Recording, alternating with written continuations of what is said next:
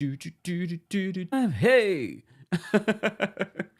Guys, welcome back to the Kempire channel. Welcome to those that are watching on the Kempire and Kempire Daily on Facebook, those of you watching on Twitch and Twitter, and of course, behind the scenes, those of you watching on TikTok. Where is everyone watching from? I see Buffalo's in the house. I see Chicago, Pennsylvania, Bookie Down, Missouri, North Cali. Woo! This is our Tuesday Takeover, where we cover a variety of reality TV news, and pop culture news, because you know, if you follow me on all my platforms, we don't just talk about the Housewives. We don't just talk about Vanderpump Rules. We don't just talk about 90 Day Fiancé. We talk about everything in pop culture. And if you missed it, earlier today, we were talking about Portia Williams. She's co-hosting on The Breakfast Club this week, and she has an issue with Tamron Hall. So we'll talk a little bit more about that. We also have to talk about Tamron Hall again, because we have to talk about the Angela Yee situation. Angela Yee was recently on there promoting her new projects, her new radio show, and now people are coming down her throat for not supporting women. Okay, we're going to talk about that. And of course, we have to talk about 90 Day Fiancé, the Vanderpump Rules scandal, or Scandival, as Andy Cohen is so lovingly calling this whole situation. Yes, I'm fully in. I'm fully up to date to season 10. Well, not fully up to date. No, look, I watched season 10, episodes 1 through 4, and now I'm in the middle of season 1. I'm going back, even though I feel as if I've been watching the stories during the year. So I'm kind of familiar with the things that have gone on in Vanderpump Rules. But also, look, I pay attention. I don't necessarily have to be in it. And a lot of you have been keeping me up to date with Cliff Notes on Twitter. So I appreciate that too. So I understand that nobody on this cast is innocent, including Ariana. We'll talk about it. We'll talk about it because there's so much spilling over. And I did not even realize how many of you have been wanting me to talk about Vanderpump Rules and to watch it and review it. I didn't know.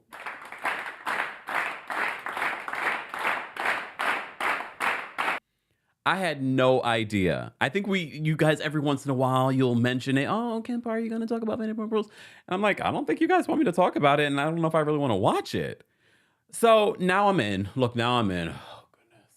And I know Andy Cohen is not happy about it.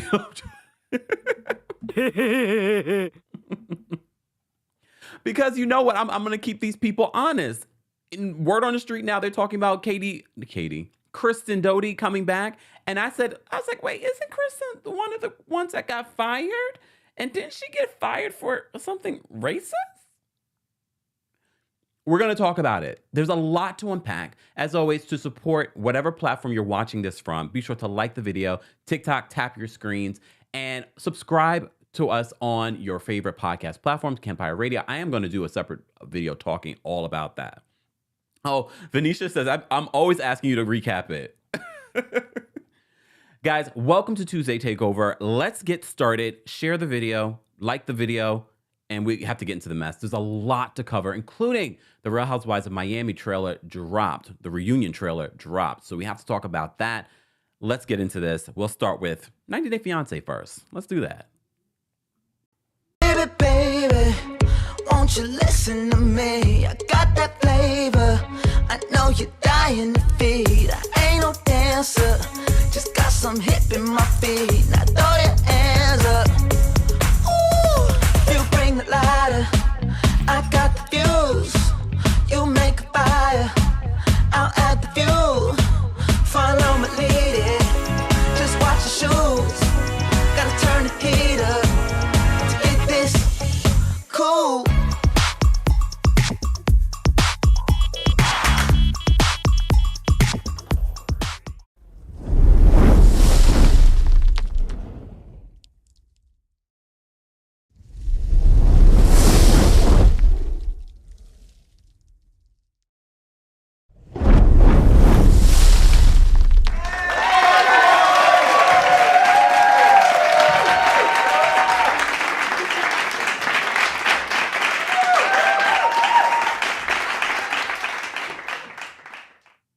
Welcome back. First of all, shout out to everyone watching on TikTok. Erica says, recap, can you say hi to my mom, Belinda? She's a fan too. Hi, Belinda. whichever platform you're watching on. Hi, Belinda. Shout out to everyone watching around the country and around the world. Shout out to our new King's Guards, aka our moderators that are moderating on multiple platforms. I could not do this without them. So be sure to say good morning, good afternoon, good evening, depending on where you're watching from. This is our Tuesday Takeover, and every Tuesday Takeover, we start off with some good news. Last week, we were talking about Zendaya making at least 1 million per episode for Euphoria. This week, we're talking about more big power moves that are happening in Hollywood from people that we know and love. Look, I call them out when I need to call them out, but I can't deny what Tyler Perry has meant to our entertainment, to when it comes to our culture, to when it means to Black people. Yes. Come on now. I just hope this doesn't mean that the shows on BET are going to start having really bad wigs. But okay. Shout out to our friends over at the Jasmine brand. We're getting this report from them. So they're writing this. They said, it looks like Tyler Perry may be entering in a new deal with BET. All right. So they write, Tyler is reportedly in talks to purchase a majority stake in BET Media Group amid reports that the parent company, Paramount Global, is exploring a sale. Perry's deal with Paramount, which began in 2017, is reportedly coming to an end. If this BET purchase occurs, this would give him ownership of the brand that airs many of his shows. So it makes complete sense. Tyler Perry currently has a minority stake in the operation and also produces a large portion of the programming available on BET and streaming service BET Plus, which he helped launch in 2019. He also helped OWN as well. When OWN first started, you know, when I interviewed Oprah and they were sort of like struggling, it was his shows that helped really build OWN up. So Tyler Perry currently has a list of TV shows on BET and BET Plus, including House of Pain, Sisters, The Oval, Ruthless, Zatima, and Assisted Living. I didn't realize that. I knew about The Oval. I knew about House of Pain. I knew about Sisters. I didn't know about Zatima and Assisted Living. And a lot of you tell me that Sisters is really good. I don't know about any of the other shows. They continue to say Paramount, for its part, has been pretty clear about its desire to explore opportunities to raise cash, including an attempt to sell publisher Simon & Schuster. Damn, they own a lot.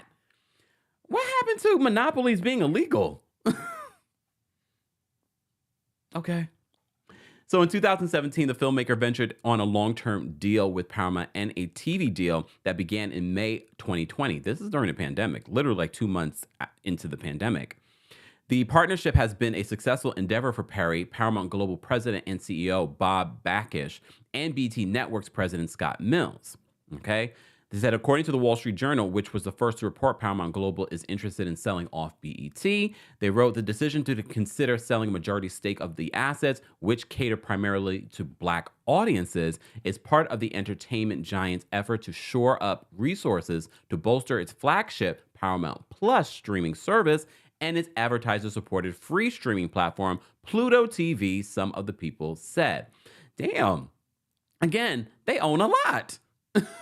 They own a lot. But as you already know, Tyler Perry has really just, he came from sleeping in his car to creating movies and TV shows that have helped build networks like OWN, BET, and this new streaming platform that they have. So to me, it makes sense for him to go from that to actually owning his own network. So to me, this just makes perfect sense. So as you probably know, and if you don't know, BET was founded by Robert Johnson in 1980, and it's the first cable channel to cater to Black audiences. It was acquired by Paramount, which at the time was known as Viacom, in 2001 in a deal worth $3 billion. So what they're reporting is that this is in the early stages, so there is no finalization on Tyler actually owning BET, but I wouldn't be surprised. To me, it makes complete sense for him to make this next step. He has been doing his homework in regards to working at a network and running a network and developing content for a network. So for me, it makes complete sense for someone that is a creator of content for a network to own a network. So many of these people that own networks never created a show, or you know what I mean? So I hope it goes through. I think that is great news. That's what we wanted to start off Tuesday Takeover with. So congratulations to Tyler Perry if this deal is what you want. And he should get a discounted price.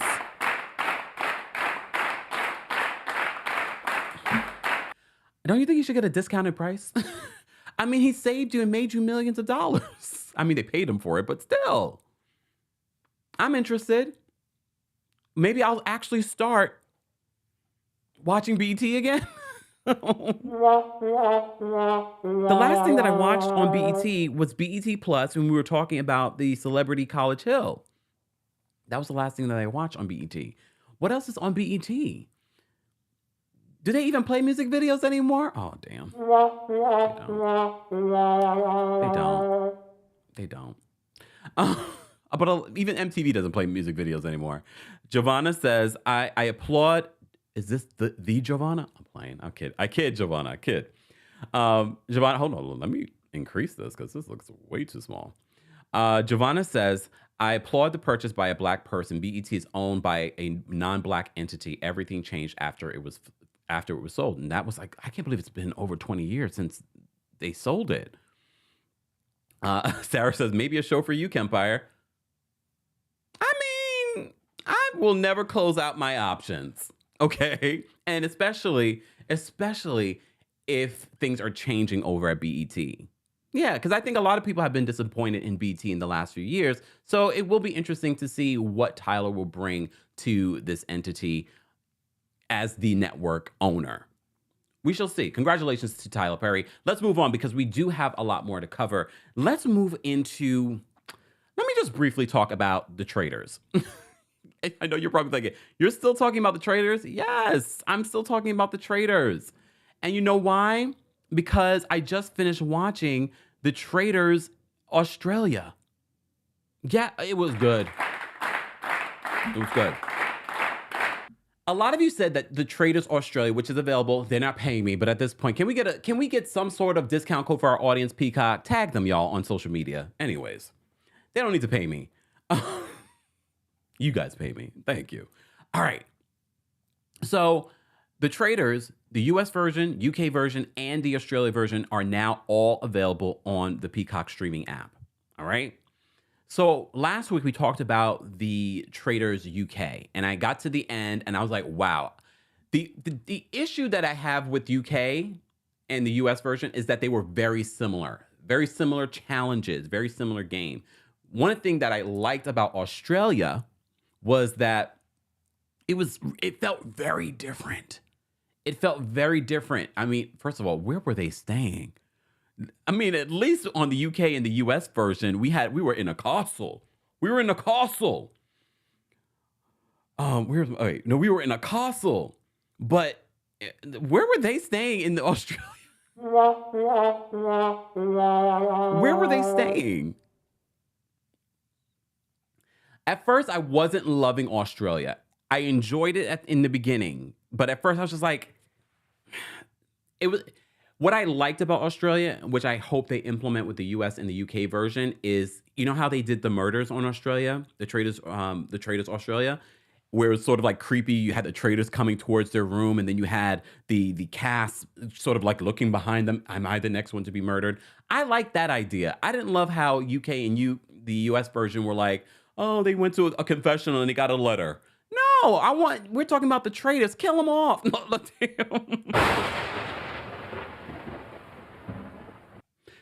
I just wanted, a little drama. So I love that about the Australian version. The Australian version was sort of like very like dramatic. Here's the thing about the contestants on the Australian version versus the UK version.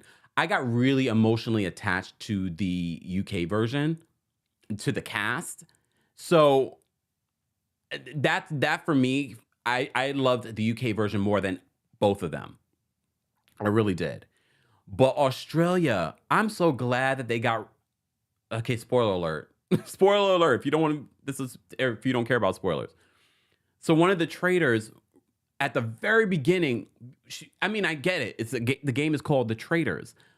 But from the very beginning, she was already trying to get rid of other Traitors. Marielle, I couldn't stand her. So the way they got Marielle out, I won't tell you. But I was like, yes, get that chick. Get her. Look. Get her.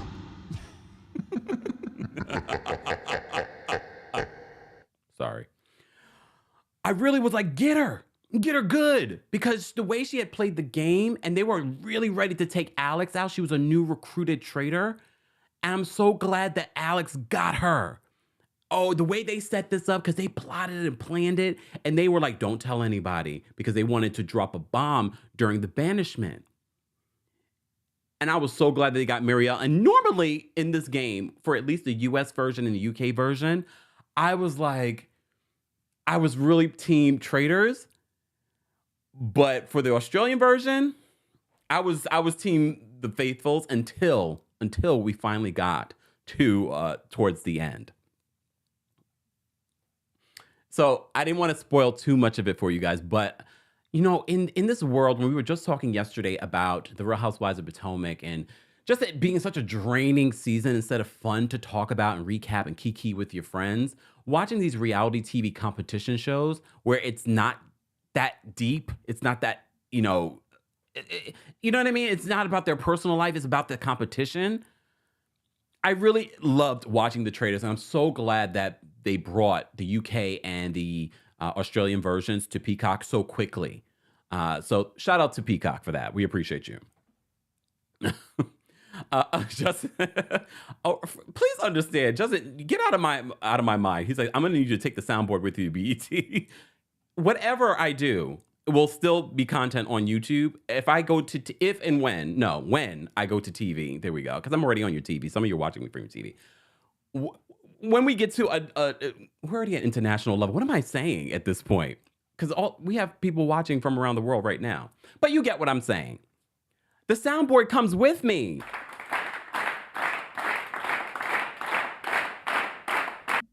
Okay, come on. And more stuff. Just saying. Stay tuned. Louisa, first of all, thank you so much for being a member for 7 months. She says, poor Wilf, crying in the UK one, though. Wilf. I was rooting for Wilf, but I knew he was gone. I was happy, though, for the Faithfuls at the end of it. It's such a complicated game, The Traitors, for those that don't know what the show is. It's such a complicated game because it is a game, and the game is called The Traitors. So you're building these real friendships, and this is why I love the UK version the most, because everyone on that cast were not celebrities. They all were real people just coming in for the very first time doing reality TV. And they built real friendships and had to really lie. That's the part of the game, is lying, even if you're a traitor, to get to the end. Those of you that have watched this, would you want to be a traitor or a faithful? The pressure, though, of being a traitor, I can see why someone would want to be a traitor, but the pressure, because you have to play, and as you play, if you get towards the end, it gets even harder. It's a game of just will and trickery, and it's a mind game. But it's so good. So I implore you guys, if you haven't gotten to the Traitors US, UK, or the Australian version, watch them all. Watch them all. Watch them all. All right. Vicky said, I loved Australia the most. I can see why people liked Australia. Australia for me was very different in comparison to the UK and the US versions. So I get why people like that, the most. And even the competitions were very different. I didn't love the hosts for Australia. No offense to him. Very handsome man. But I didn't love him as a host. For me, the best host so far was Alan Cumming. He was the best host so far, but that's me. All right.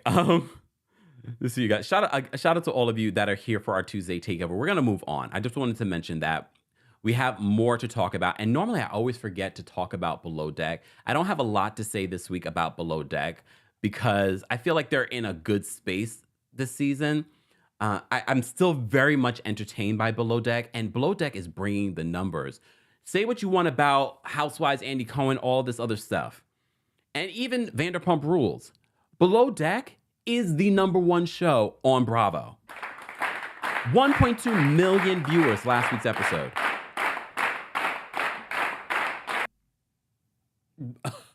Over 1.2 million people, live viewers. Just saying.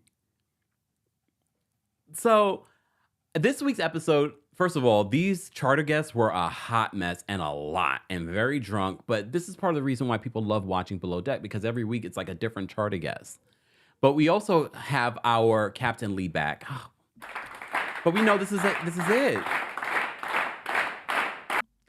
I don't think Captain Lee was really ready to come back, but I think he knew he wasn't coming back after this season. So that's part of the reason why he comes back. Because you see, he's still walking with his cane. He definitely looks stronger. Shout out to Captain Lee, man. He's like, even in this moment when he comes back and all these little sayings that he has, seeing Chef Rachel hug him and get emotional, seeing Frasier hug Captain Lee when he got. We know that this is this is it for Captain Lee. But look, everyone has to retire at some point, right? And he's given us a good 10 years of being, was it 10? I guess technically 10 when you think about it, not seasons, but you know what I mean. So Captain Lee, you've done a great job. I'm so glad that you were able to come back before this season has ended. Captain Sandy was good for the time. I was not familiar with Captain Sandy because I didn't watch Below Deck Med. And I'm glad I didn't, because then I kind of saw her with fresh eyes. Now I'm going to get into Below Deck Med, and I'll get back to you after I'm done with Vanderpump Rules. All right? Bianca said, stop watching after they kicked Alyssa out. I mean, to be honest with you, it's not as entertaining without Alyssa. I kind of wish they had kept Alyssa, but this is why we have the charter guests. So this episode is really more about the charter guests and this new Stu that joins, that apparently had been sexting and exchanging interesting photos with Ben. I'm still not that interested in Ben. I'm not even interested in this possible love affair, but you know Ben is still communicating with Camille. Do you think that Camille is going to make another appearance this season besides at the reunion? She better not. I'm not interested, but she might make an appearance maybe when they're on their off day, because I don't think she's left the area. Okay. I kind of wish they didn't get rid of Alyssa. I liked Alyssa. I think she was a good stew, and I think she was great for causing friction. But Captain Lee comes back. He's like, I've never seen this. Our crew is just together and getting it together, and everyone's working together. And Katie, you're still boring, but not everyone has to be entertaining. Not everyone has to be entertaining. But everyone needs to start to step it up when someone like a big personality like Alyssa leaves, right? This episode for me wasn't their best episode, but for me, the biggest part of this episode were the charter guests. Captain Lee is back. I do believe, well, I think it's already been confirmed that Captain Lee's not coming back, and he's being replaced next season by Captain Kerry. You remember him from Below Deck Adventure. I don't know if he is, I don't know. I don't really love Captain Kerry. There is no other Captain Lee. So but anyways. So the other big story that's developing is this love affair that's going to happen between Ben and the new Stu, which I forget her name already. Damn. Woo, woo, woo. Look, woo, woo, woo. I don't remember your name. You guys will remind me in the chat, but I really don't even care. She seems sweet enough. But I'm bored. I thought it was a decent episode. I'm still very much engaged with the episode, but I was a little bored. I'm like, all right, they have a love affair. Who cares? Who cares? All right. Let me say thank you. We had a couple of super chats. Adriana, thank you so much for the super chat. Adriana says, not excited about Tyler Perry and BT unless he's going to put on other people like new writers and producers. Give other people a chance. Adriana, that is a long conversation that we have talked about before, but I agree with you because, you know, he's very known, especially when it comes to his productions, to do everything himself. And he's put on a lot of people in the past, but he has said recently that no one does it as well as he does. But I'm hoping he's learned since then, because a lot of people were criticizing Tyler Perry for saying something like that. Well, that explains why your productions are the way that they are, because you are not giving other writers an opportunity to tell these stories in probably a better way than you can. But I'm hoping as a network head, he will, and after that criticism, he will open up and give, you know, because he's so good about doing that with actors. So I would love to see him do that with writers and producers and things like that. Because at this point, he doesn't even need to write. He should just come up with an idea and then have some really great writers. Because that's always been my criticism of Tyler Perry, is that the content is at least not consistently good. It's usually a lot of fluff, in my personal opinion. All right. Stephanie, thank you so much for the super chat. Stephanie says, Kemp, thank you so much for covering BPR. People want to bury the whole racism story with Stassi and Kristen, but we need people with your influence to keep people honest. Let Twitter tell it they did nothing wrong. Oh, I've seen the comments. Someone on my TikTok, when I posted about this, told me to shut up.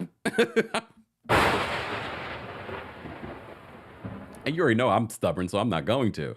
And I do feel, some of it, I've been getting similar comments on social media. They're like, Kempire, we're glad you're talking about this, because a lot of people will gloss over some of the stuff that's happened on VPR, especially the cheating that's happened. And so many people have forgotten that this person cheated and and everyone's like, oh, I'm team Ariana.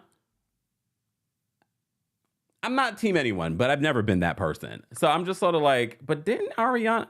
Okay. And it's because of people like you that have updated me on all of those things. So thank you, Stephanie, for the super chat. And yes, we are going to be getting into Vanderpump Rules. I've watched season 10, episodes 1 through 4. I do want to talk about what I've seen so far. And I'm now in the middle of watching season 1. Okay. All right. And shout out to all of you that are here. We appreciate you guys. Hold on. They told me to shut up. Can y'all believe that? Look. At this point, I'm used to people and their hatefulness on social media. I'm too busy. Booked and busy to read every single comment. Shout out to my King's Guards, because they really sift through the trash that people try to, throw at me. But it's okay. I get it. I'm a public person at this point. All right. Candace, thank you so much for the super chat. Candace says, love Below Deck. It's such an easy show to... I agree, Candace. That's what I'm saying. Even though not a lot happened yesterday on this latest episode, it still was enjoyable to watch. And the one thing that I love about Below Deck is that you have to have a real skill set to be on this reality show. You can't just be Johnny come lately to being in the yachting world. You really do need to have some sort of skill. I still like Ross. I wouldn't mind seeing Ross come back. Tyler, who's a new addition to the cast, was okay. I wouldn't mind seeing him come back, because I like his personal story. He's giving up a little bit. He's very focused on his work. Kia, thank you so much for the super chat. Kia says, Kemp, you should get the... Oh, bitch, I'm World signed by...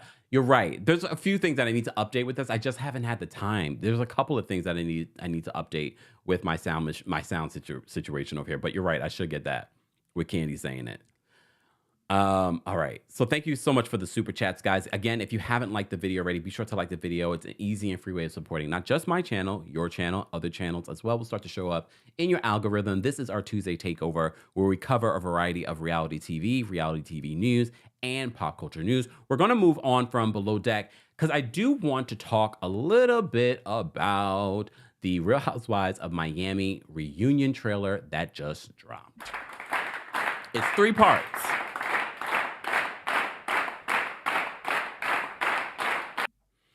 So they decided to drop this reunion trailer just in time for our Tuesday Takeover. As you know, we just recapped the season finale for the Real Housewives of Miami. And now we have the reunion trailer. And I have to say, the reunion trailer was giving. It was giving, because I even wrote notes on this. So let me go through some of my notes. All right. So at the top of this, apparently Larsa is going very much public with her relationship, including that Marcus Jordan is at the reunion with her behind the scenes. I don't know if the husband's even come out, but he is there. So they're talking about her relationship with him. They're talking about Martina's double cancer diagnosis. They're also talking, Kiki reveals that she knows quite a few models that have hooked up with Lenny over the years. But no one was surprised by this. And I don't even think that Lisa was surprised by this, because rumor on the street is she knew, allegedly. But now he met someone that he was ready to wife up and kick her out. So I think that's where everything went wrong for her.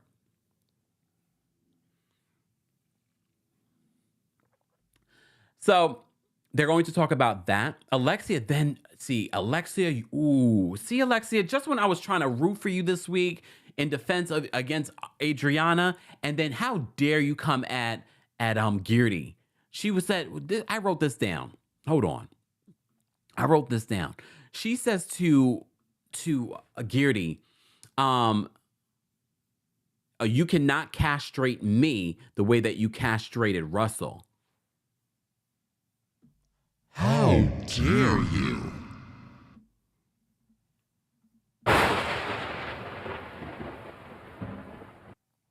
Really? Shout out to everyone on TikTok. Thank you guys so much for the gifts. I did not expect that because, at the beginning of the season, we knew that Geardy and Alexia had their issues, but they seem to have, a few episodes in, resolved their issues. But how dare she say something like that? Like, she went really below the belt. I don't know what Geardy may have said to her in order for her to say that. However, that was a lot. That was a lot. And how dare you? Because her relationship, look, I don't need to defend Geardy, but if we're going to compare her almost 30-year relationship with her high school sweetheart versus the man that went to school and then the man that was and had a whole other situation and a whole nother house with a man over there, you just finally found the love of your life. And he a little suspect too. Not like that, but like, I don't really love Todd like that. I don't love Todd, especially after this week. So, you wish you had something. You are so jealous, Alexia, of everyone. And I don't know why. I don't know what's really going on in your relationship or in your life right now. But you came on this show this season and you are so unlikable. So unlikable. And I think you're truly bothered that because, okay, I'm going to use the phrase fan favorites have become Dr. Nicole Martin and Geardy. I'm just sort of like, okay, maybe Geardy's not a fan favorite, but people like Geardy. And they definitely love Dr. Nicole. And you are so bothered. You thought you were the Queen of Miami when the Queen of Miami is really Gloria Estefan. Shut up. You thought you were the queen of this show. Mind you, you're not. You're not. Dr. Nicole, don't let it go to your head, though. Please do not let it go to your head. But she's a Virgo. She won't let it go to her head. I can't with Alexia this season. But to me, that went too far. Now you're attacking my marriage, my institution? You're attacking my institution of almost 30 years? Okay, girl, you're mad because I decided not to do your wedding because I had a conflict? You're still bothered by that? How dare Geardy say no to you? You better go have several seats, Alexia. Several seats. So unlikable this season. I mean, she's never really been that likable, but to me, this was like the worst. So also what also happens, apparently, Adriana brings this letter that someone wrote to her about Marisol abusing them? What? Who wrote this letter? Who wrote this letter? Who wrote it? Did you write it? Who wrote this letter? And who's still writing letters? Who's still writing letters? Who's still writing letters? I mean, look, I have a P.O. box. If you guys want to write me a letter, I would love to read a letter. But in this day and age of email, all right, just fine. So we have that situation. Then Alexia and Adriana have a fight backstage. This reunion looks good. And I wasn't sure about a 3-part reunion, but it looks like they're bringing it in this reunion. They brought it all season. This has been their best season because it was good from beginning to the very end. So Alexia and Adriana fight backstage. And at one point, Alexia says to Adriana, "I don't apologize to the devil."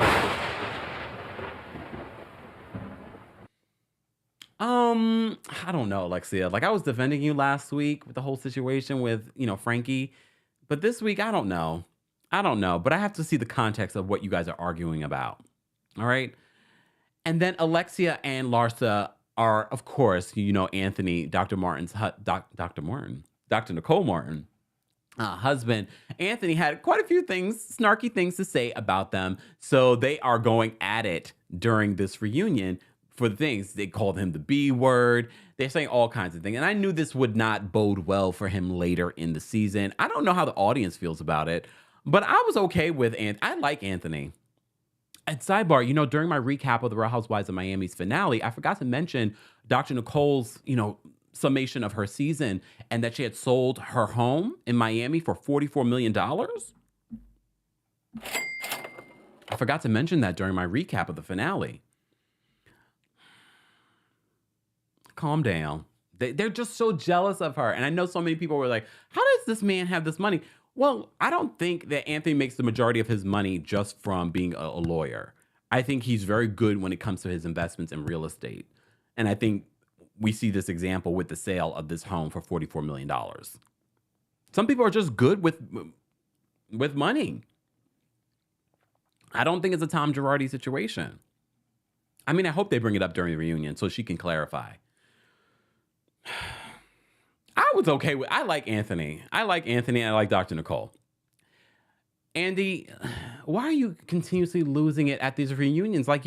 If you were this frustrated, Andy, then it may be time for you to step down from hosting these reunions, because I know this is a show of entertainment, but you are still their employer yelling at them on national television. I'm just saying, I'm asking. You know what I mean? I don't like seeing it. I know he apologized later on social media because he knows we're all going to see him lose it on them, but it's like, stop. You're very frustrated, Andy. You're very frustrated. Sexually frustrated?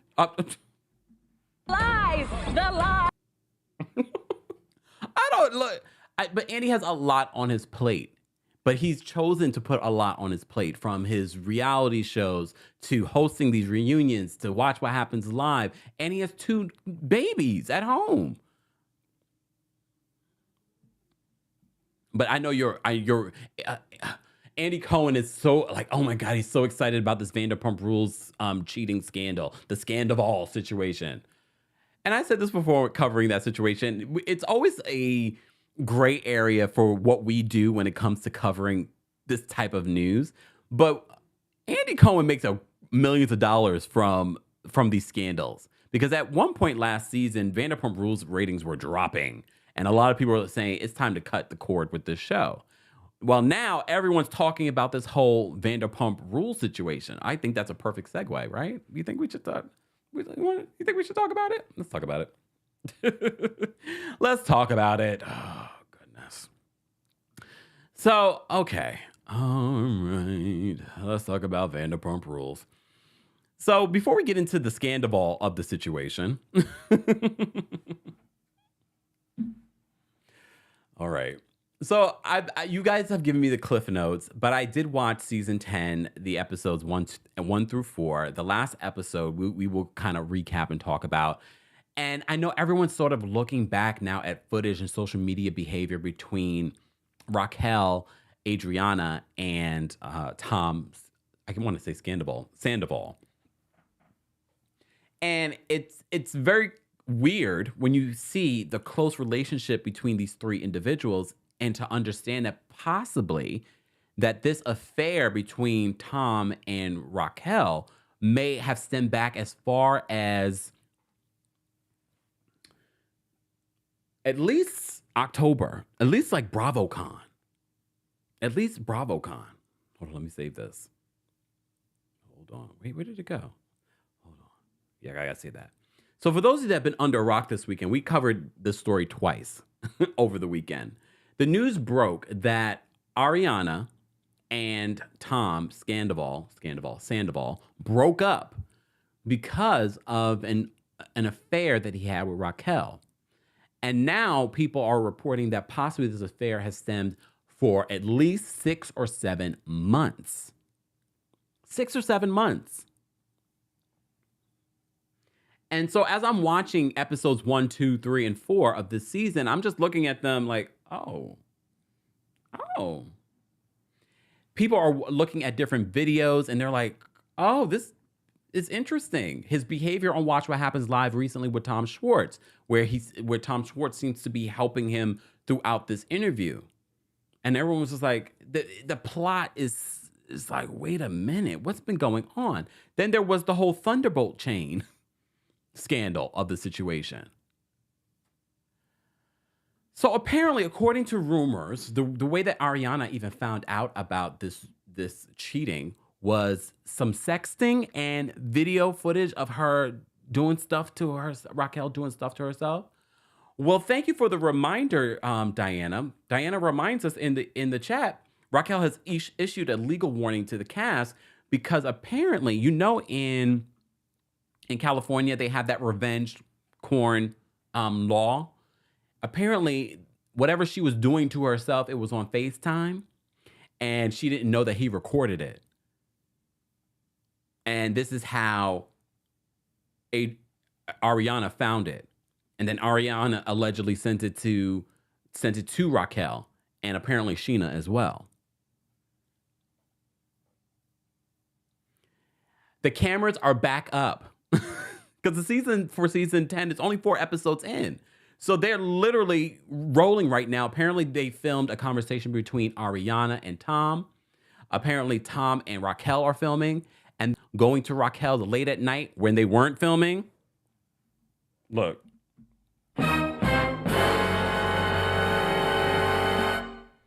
There's rumors that Raquel and Tom want to be together.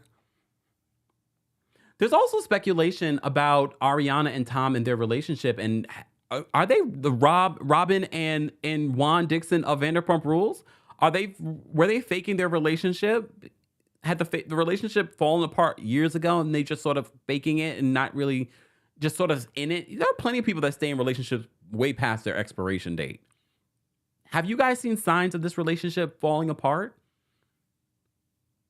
Well, then a lot of you reminded me that Ariana and Tom Sandoval got together when he was still with Kristen Doughty.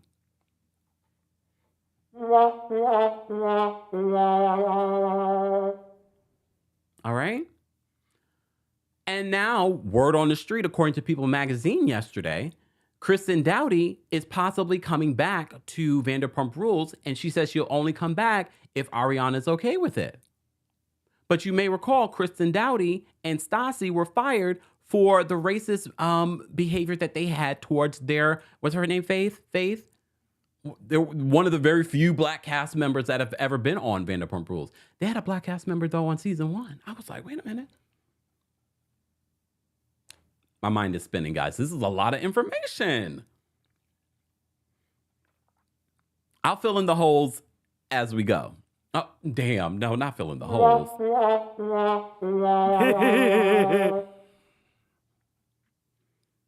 Sidebar. You know how you all have been speculating, oh, Lisa Vanderpump needs to come back to Real Housewives of Beverly Hills. And I told you, unless they cancel Vanderpump Rules, Lisa Vanderpump is not returning. But after I've been watching the episodes of Vanderpump Rules, Lisa Vanderpump isn't going anywhere. She is never returning to Real Housewives of Beverly Hills. She has it so good over at Vanderpump Rules.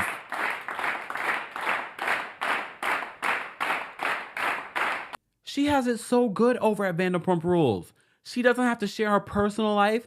She is the queen bee. She's an executive producer. She is also the talent, so she's getting 2 checks. Okay, maybe not 2 checks, but she's getting a big check. And she gets to manipulate people on purpose, and they can't call her out for it because she's the boss. I have to say one thing that I do like about Vanderpump Rules, which I kind of wish we could have seen with Kandi and the Gang, which has been canceled. But here's the difference between Kandi and Lisa. Lisa has been doing, running restaurants for real for years. So I like seeing her in this world of business. At least in this last episode, it seems as if she might be coming in to save the day for Schwartz and Sandy's, this new restaurant that they've launched, because they lied to Craig about their experience. How do you admit that on television? And how do you not have more experience after you've been working with, in the restaurant business for years. And then you have this partnership with TomTom. I know they only have a small part of TomTom, but you are still a partner. Shouldn't you be, instead of trying to be a cover band singer, instead of trying to do that, how about focus on one thing and learn how to run this business, especially when your mom has over $250,000 invested in this business. And now you had to come out on social media because everyone's like, I'm going to boycott Schwartz and Sandy's because of this cheatation situation.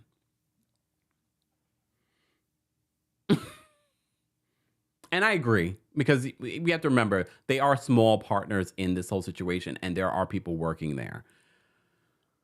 But that's the risk you take too.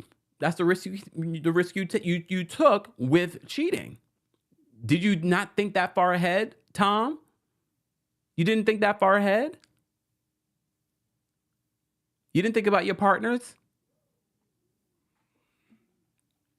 Is it any good anyway? Like Tom, Sir, in those places?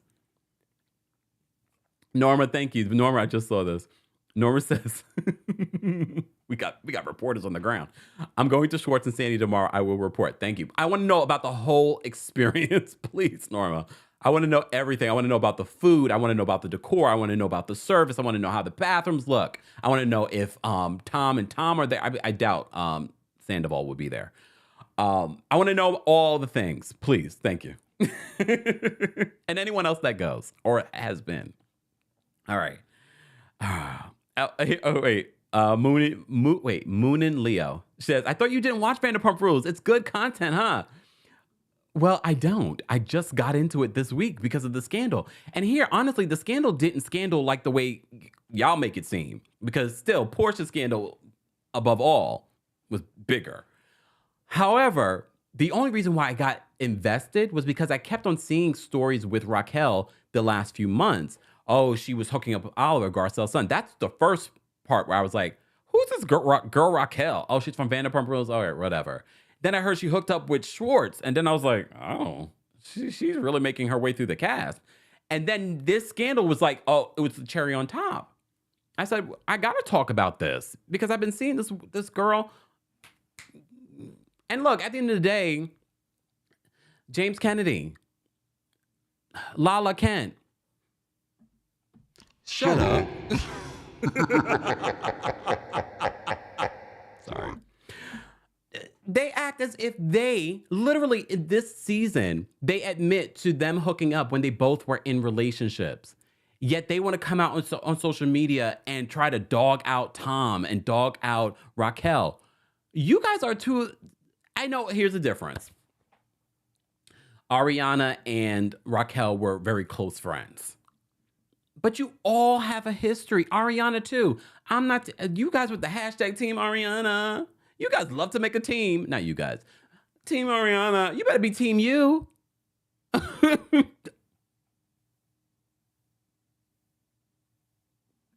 Like, really? Lala, you have no room to talk? Because apparently Randall was married when you guys got together? James Kennedy, you cheated on Raquel multiple times, allegedly. He is terrible, isn't he? I'm watching I was watching this season alone, season 10, and I'm like, this guy is terrible. Exactly, just as his team grow up. But everyone is rooting Lala and James Kennedy on because it's sort of like, I forgot what the word is, like this gang up mentality that I just can't get into. I can't get into that. I'm too grown for that. And so are these people. Like, wait, you people are grown. What are we doing here? Samara says, I can't stand James. And I get why. James, and the fact that James is chiming in on this whole cheating scandal when we literally in episode 4, the last episode that aired, you and Lala are admitting to cheating with each other while you both were in relationships. All right. Katie. So Katie's upset this week on Vanderpump Rules because Raquel asked Schwartz, you want to make out? Look, and that was your first sign about how problematic Raquel is, because Katie literally said, I don't want any of my friends hooking up with Schwartz. They're going through a divorce. They literally finalized their divorce last month. And based on what I've seen of their relationship, it seems like a sweet relationship. I don't know how you guys feel about Schwartz. Look, I'm just getting into the situation. He seems like a nice enough guy. He seems down to earth. He seems all right. I did watch the episode where he pours beer on Stassi. I mean, it was after she splashed beer on him, but still, the optics of it is like, why are you doing that? But Katie she's looking at Raquel like, why would you want to? I told you I don't want you to hook up with him, but you're considering it. That should have told us all. That should have told us all about Raquel and her morals or lack thereof. But there's so much. If you look at some of the old footage of Ariana, Tom, and Raquel hanging out together, it's so telling. It's so telling. Andy Cohen was on his Radio Andy this week talking about what went down behind the scenes at Watch What Happens Live with Sheena and Raquel when they were playing that game. I forgot the name of the game. And they both chose Tom Sandoval. And Sheena was just like, that's interesting. I chose Sandoval because I could have sworn you were going to choose Schwartz.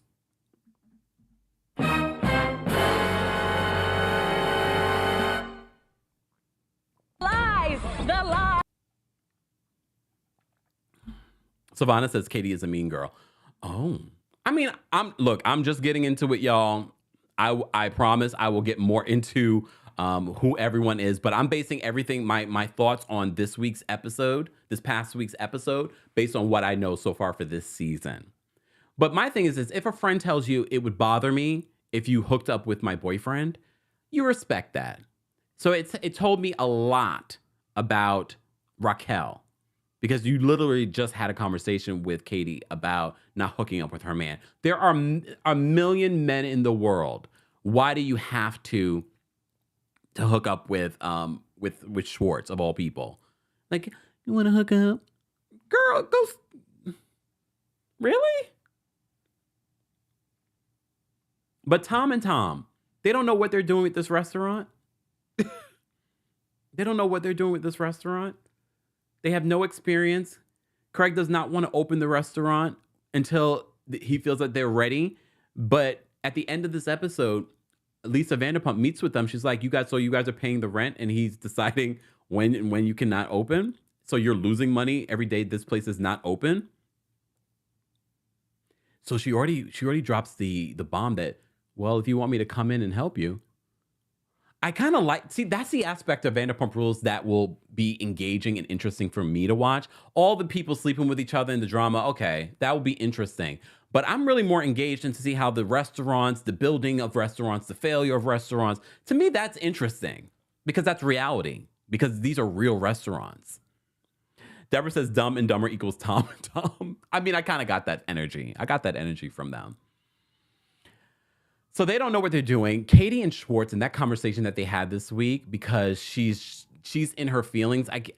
Look, this restaurant, she says, is a personification of the failure of their marriage, because she believes that this restaurant is the reason why their marriage ended up in divorce. But did you guys see how she was rude to the person that came up to the table? I was just like, that to me is always quite telling about a person's personality. So based on everything you guys are saying in the live chat about Katie, I'm like, okay, I'm gonna keep watching. I'm on season 1. I'm gonna get into the rest of season 1 today, hopefully. But you know, I got work to do because I do work. Well, that is part of my work, though. Can I make an excuse? So if you don't see me anywhere and I'm watching these episodes, you understand why. And look, I know some of these side stories. I do know some of these side stories, especially about, wasn't it Jax who was hooking up with what's the face and the senior citizen was sleeping? I know the stories. I know some of the stories, but now I'll be piecing it all together. And I don't know yet if we will do a separate live talking about Vanderpump Rules. But if we only get like 500 people to show up, I'm not doing it. Look, I'm not doing it. I will continue to talk about it maybe here on Tuesday Takeover, where we cover a variety of reality TV and reality TV news. So there's a lot to unpack, though, when it comes to what is going on between Ariana and Tom Sandoval, what is happening with possibility. When did Schwartz know? When did he know? According to Tom Sandoval, he recently found out. Well, based off of interviews and clips on social media, people are saying that no, they believe Schwartz knew a long time ago and said and did nothing. But how do you really hold your, like, I don't know if I would give him, I don't know if I would put Schwartz, look, I don't know. I feel like at the end of the day, this is all on Sandoval. Unless that was like Ariana's best friend. I don't know. Look, I don't know. Guys, I want to hear your thoughts. Be sure, if you're part of the replay crew, let me know where you're watching from. Let me know your thoughts on the whole Vanderpump Rules situation or any of the hot topics that we're talking about. Let me just say thank you. Thank you, Sharon, for the super chat. Sharon says, I don't watch VPR because of the racists. Of the racists. Then they fired them and it needs to be canceled. Oh, damn. Julie, thank you for the super chat. Julie says the trailer is so good for Real Housewives of Miami reunion. Can't wait for the reunion. Thank you for the super chat. Thank you for another super chat. She says, I love how invested you are now in VPRs. You're cracking me up. In what little you've seen, you're already spot on from this scandal, but others before. Well, that's because of all of you. A lot of you have been helping me catch up in regards to some of what has happened and the history behind these group of friends that have all slept with each other, which is so icky. It's so icky, but in real life, this does happen. Don't act as if your friend group doesn't do this too. Not mine. Look, definitely not mine. Norma, thank you so much for the super chat. Norma says, word on the street, Craig delayed the Schwartz and Sandy's opening to collect monthly rent money from the Toms. They lost money. My son's fiance knows Raquel very well. Ooh. Norma's in the know over there in California. Chastity, thank you so much for the super chat. Chastity says, I can't with Lala and her claiming to be Tupac and reincarnated. I can't. I'm very intuitive with people. And when I saw the first video of Lala addressing this whole scandal situation, I already, it's in my bones. This is even before I even knew that she cheated and did her own thing.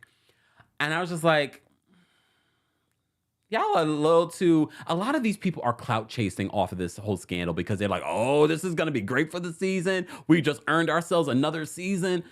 And I get it. This is their bread and butter. What else are they doing with their lives? Okay. Oh, sidebar. We didn't even talk about Lala being upset with Schwartz this season about his friendship with Randall. Schwartz, is pickleball that important to you that you have to be friends with Randall and the disgusting behavior that he's being accused of? And this is supposed to be, Lala is supposed to be your friend? I know she's not the greatest person and all, but if you consider her a friend, why are you fighting to play pickleball with Randall? It's weird. It's giving weird. It's giving you hate Lala and you just don't want to say it.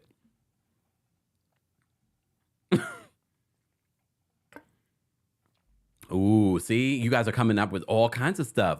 Moon and Leo says, I think it was heartbreaking how awful Lala was to Brock. Oh, I got to get caught up. I got to end the live now. No, I'm joking.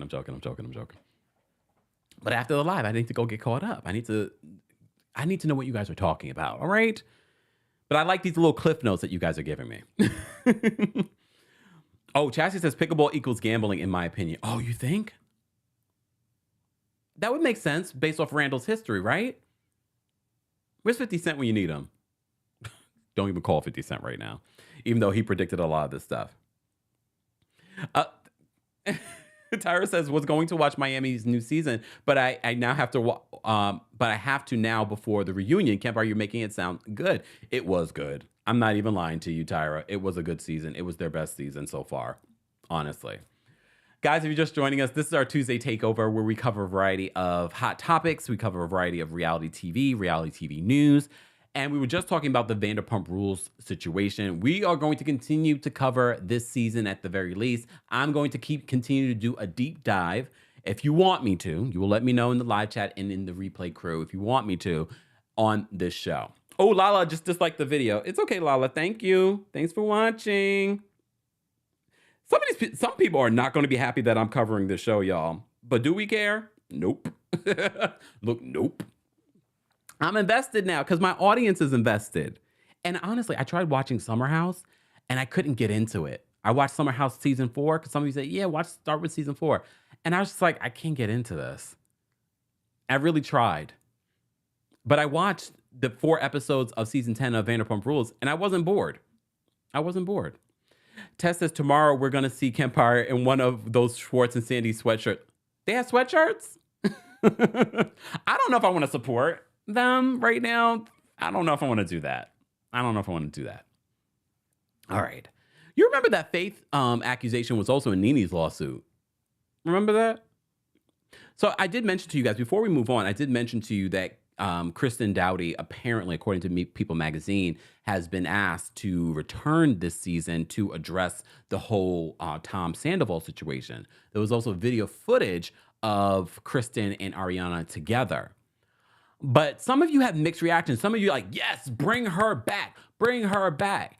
And then I had to remind myself, why was she gone? Was she one of the people that was let go because of the racist history? And she was. And then I said, well, what is she going to offer us in this whole conversation besides her history with Tom? But a lot of you love Ariana. And based on what I've seen of Ariana, she just seems like a nice woman. I don't have a deep connection to her. I know a lot of you are team Ariana, but then y'all told me that Ariana got him the way that she's losing him. And now I'm just like, well, look, I know it took a few years, but oh, wait, the other part of this that I forgot to talk about, Page 6 is reporting in an exclusive that apparently Tom Sandoval, hold on, wait for it. Are you ready? I'm going to take a sip while y'all get ready. Y'all ready? So according to Page 6, during filming and his conversation with Ariana, he said the reason why he didn't tell her about the cheatation situation was for her mental health.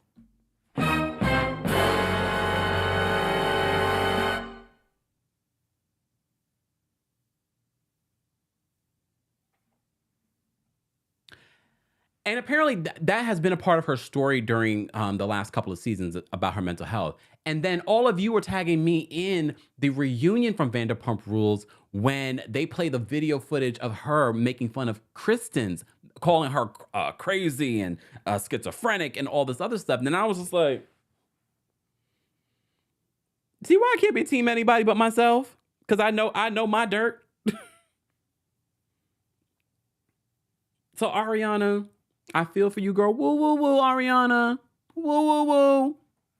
But I ain't team Ariana. I'm team Kempire. So I've seen mixed reactions to Kristen possibly coming back. Some people like, yes, bring her back. To do what? Someone tweeted me and they were like, no, she can tweet. She can. No, they said in the comment section. They were like, she can just give us her response on Twitter. We don't need her to come back. Justice says he's team woo woo woo. I'm just saying. Okay. All right. You guys want me to talk about Vanderpump Rules. So we're gonna continue to follow this story. We're gonna continue to report on this. Spread the word. Kempire is covering Vanderpump Rules. At least for now. I like seeing Lisa Vanderpump. I didn't realize how much I missed seeing her on my television screen till I started watching Vanderpump Rules.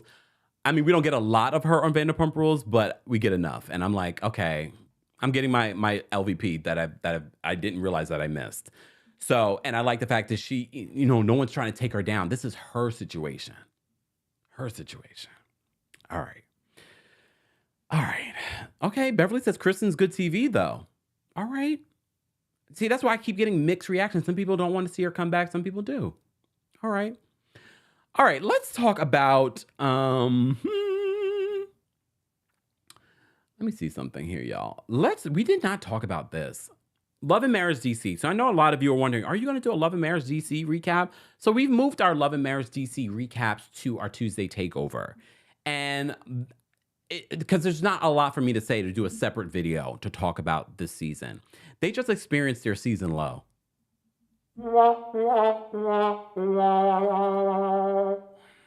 because I warned you guys. I warned you guys, producers. I feel like it's not becoming fun. Are we going to add some fun? And why are you forcing winter on us? So we have the battle between Ashley and Winter continue. They even have a sit down that leads to nothing. But they're trying to move forward so that Winter can continue to film with all of us. But I have to say, I'm liking Sherelle. You know, Sherella, as Ashley likes to call her. I like her. I do feel like she's trying to use this platform to launch things that she's doing, which, okay, this is what you're supposed to do, I guess. But I don't like when I feel like someone's clout chasing or thirsty to be on television for other things. But I like her. I like her more than Winter, to be honest with you. I feel as if Winter and who else is on the show? Not just Winter. It's just so thirsty to be on this show, and she knows that she cannot be on the show unless she mends fences with all the ladies. Sherelle and Arena are still getting into it, but they make peace at Arena's wig party. I have to say, Arena's wigs, her wig collection, actually looks good. Right? Anyone else? Did you guys see Love and Marriage DC? I feel like her wig collection looked really, really good. I was like, okay, Arena. At this wig event, though, Jamie's drunk again. Is he drinking a lot this season? And DJ Quick is still upset that Ashley wants to wake up her son in the morning. There are so many battles that you and Ashley could have, Quick. Waking up your son is not one of them. Them taking... Was that really blood that we saw in the streets of DC? They take their sons on this walk and, you know, they're trying to be good influences to them and keep them out of trouble. It seems as little Jamie is doing better in regards to, you know, he has a job now. You know, they went to counseling. Are they going to continue with the counseling? I don't know. Was that just for television? Probably. Sherella is trying to hook up Winter with this man on her podcast. Apparently, they are still together, Winter and this guy that she met on the podcast. I'm happy for you, Winter, but is this going to be your storyline to stay on the show? I don't know. Winter's giving thirsty, and I can't. The ratings for Love and Marriage DC dropped this week. Shout out to our friends over at TBDs. The ratings for this week's of Love and Marriage DC was 158,000 viewers. And this was a season low in viewers for them. And I think it's partially because we're not having the fun that I want to have on this show. And Joy and Clifton, that scene that they had with their other former castmate from Ready to Love, Joy has so much mouth. She has so much mouth for these women when she's not in front of these women. We first saw that with the whole Sherella situation. Now we're seeing it with the Ashley situation. And I'm looking at Sherella Joy like, you have all of this mouth, and then when you're in front of these women, you do not have the same mouth.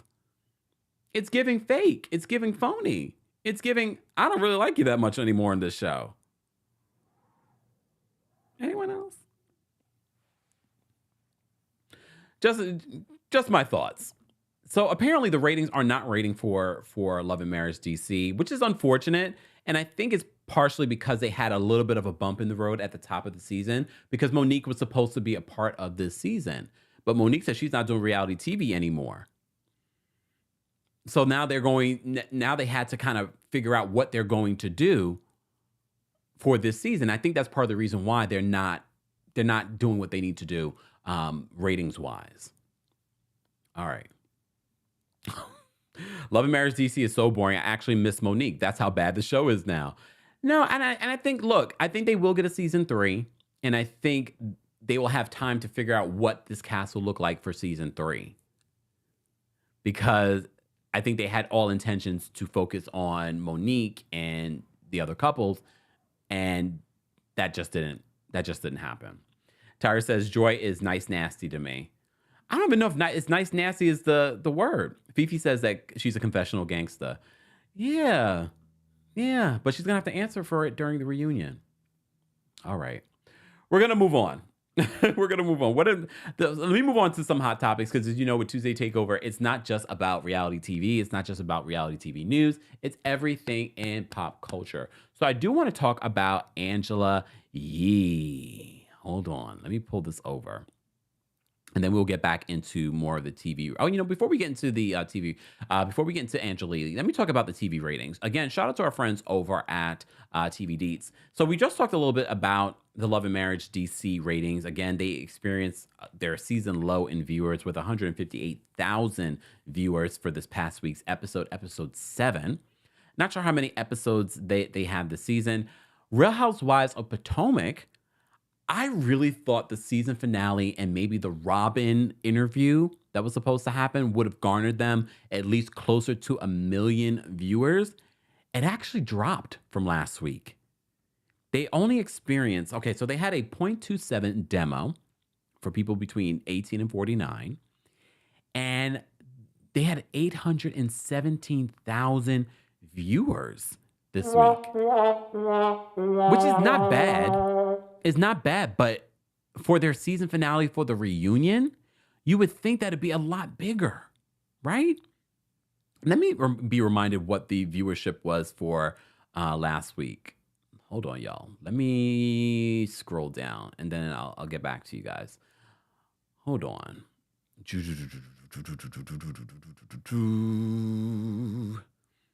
Hold on. Going back. Okay. Let's go back.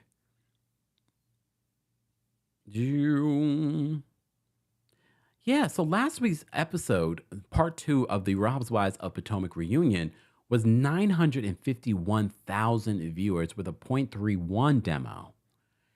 So they dropped over 100,000 viewers this past week for the finale of their reunion. That tells you how much people are not interested in Robin Dixon.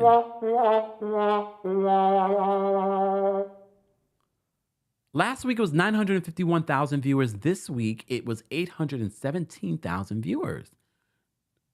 That's a huge drop. For the finale? Ooh. Damn. What do you guys think is the reason why for the drop? Do you think people were done after they dropped the ball on the colorism conversation?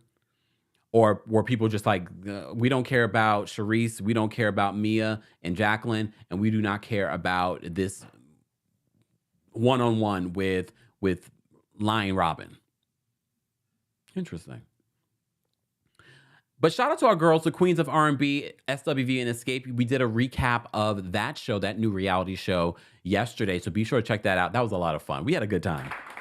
We had a good time talking about that. For a new show, especially when people were not even interested in Real Housewives of Potomac, they garnered almost 500,000 viewers with a 0.17 demo. So 490 live viewers. That's not bad for a new show. We're going to continue to watch and recap it. A lot of you were in the building last night for our recap of the SWV and Escape reality show. Sidebar, spoiler alert, but it's not a spoiler alert. She did an interview. Coco says that, yeah, they're going on tour and it's not with Escape. It's not with Escape. So Escape doesn't get it together? They don't get it together this season? Well, I'm not surprised. You remember we were just reporting on the Soul Train Awards and the debacle that happened there, and they had already filmed the reality show. So I'm not surprised that they are not going to tour, which I think is disappointing because I really was excited about SWV and Escape doing something collaborative, not just a tour, but mixing up performances during this tour. I mean, it's never too late to do a tour together, especially if people demand for it. But Coco also said this in this interview. She says that don't expect a new album from SWV. She says continue to listen to the old music. She says you guys didn't buy the last 2 albums. I mean, I appreciate her honesty Coco's a different woman. She's a different woman at this point. And I like her honesty. She says, you guys didn't buy the last album. It takes a lot to produce and record a new album. But they make more money just going on tour singing their songs. I appreciate the honesty. So she said, don't expect a new album. The last 2 albums went wood. So just come see us on tour. Coco, do you perform any of your songs from your debut album? Because if so, then yes. Because I want to hear her say, sunshine, sunshine, bright and... Sorry. All right. Before they flag this video for copyright. All right, guys. If you're just joining us, be sure to like the video. We have almost 1,100 people watching on YouTube, Facebook, Twitch, and Twitter. And shout out to everyone that's watching on TikTok. I see you guys behind the scenes. And thank you guys so much for tapping your screens and for the gifts. Thank you to Melinda for the super chat. Melinda says, I recently binge watched Pump Rules Season 1 to now. Damn, girl. That's 10 seasons. Brace yourself for a roller coaster ride like someone this episode just wants them off your TV the next. Oh, wow. Thank you, Melinda. Samara, thank you for the super chat. Samara says Raquel's new PR team just dropped her. Oh, that's interesting. That's interesting. Okay. Thank you, Samara, for the information and the super chat. Louisa, thank you so much for the super chat. Louisa says, have you seen The Only Way is Essex or Made in Chelsea? If not, you'd have 29 seasons of Toei to catch up. Where is that available? But that's 29 seasons. Come on. Come on. Who has that time? Who has that time? Okay. All right. Ms. Brooklyn says, can we talk about Chris Rock? I have not watched Chris Rock's special, so you know I don't love to talk about anything that I haven't watched myself. I know there's been quite a few stories coming out from his Netflix special, but I'd much rather watch it before I talk about it. Chris Rock has every right to talk about his experience that happened on worldwide television. I need to watch it for myself so I can judge for myself if it's corny, if it's what people are calling it. So I have to see it for myself. I have to see it for myself. Oh, apparently people are saying that this show was great. Really? Where can I watch it? Look, where can I watch it? All right. Okay.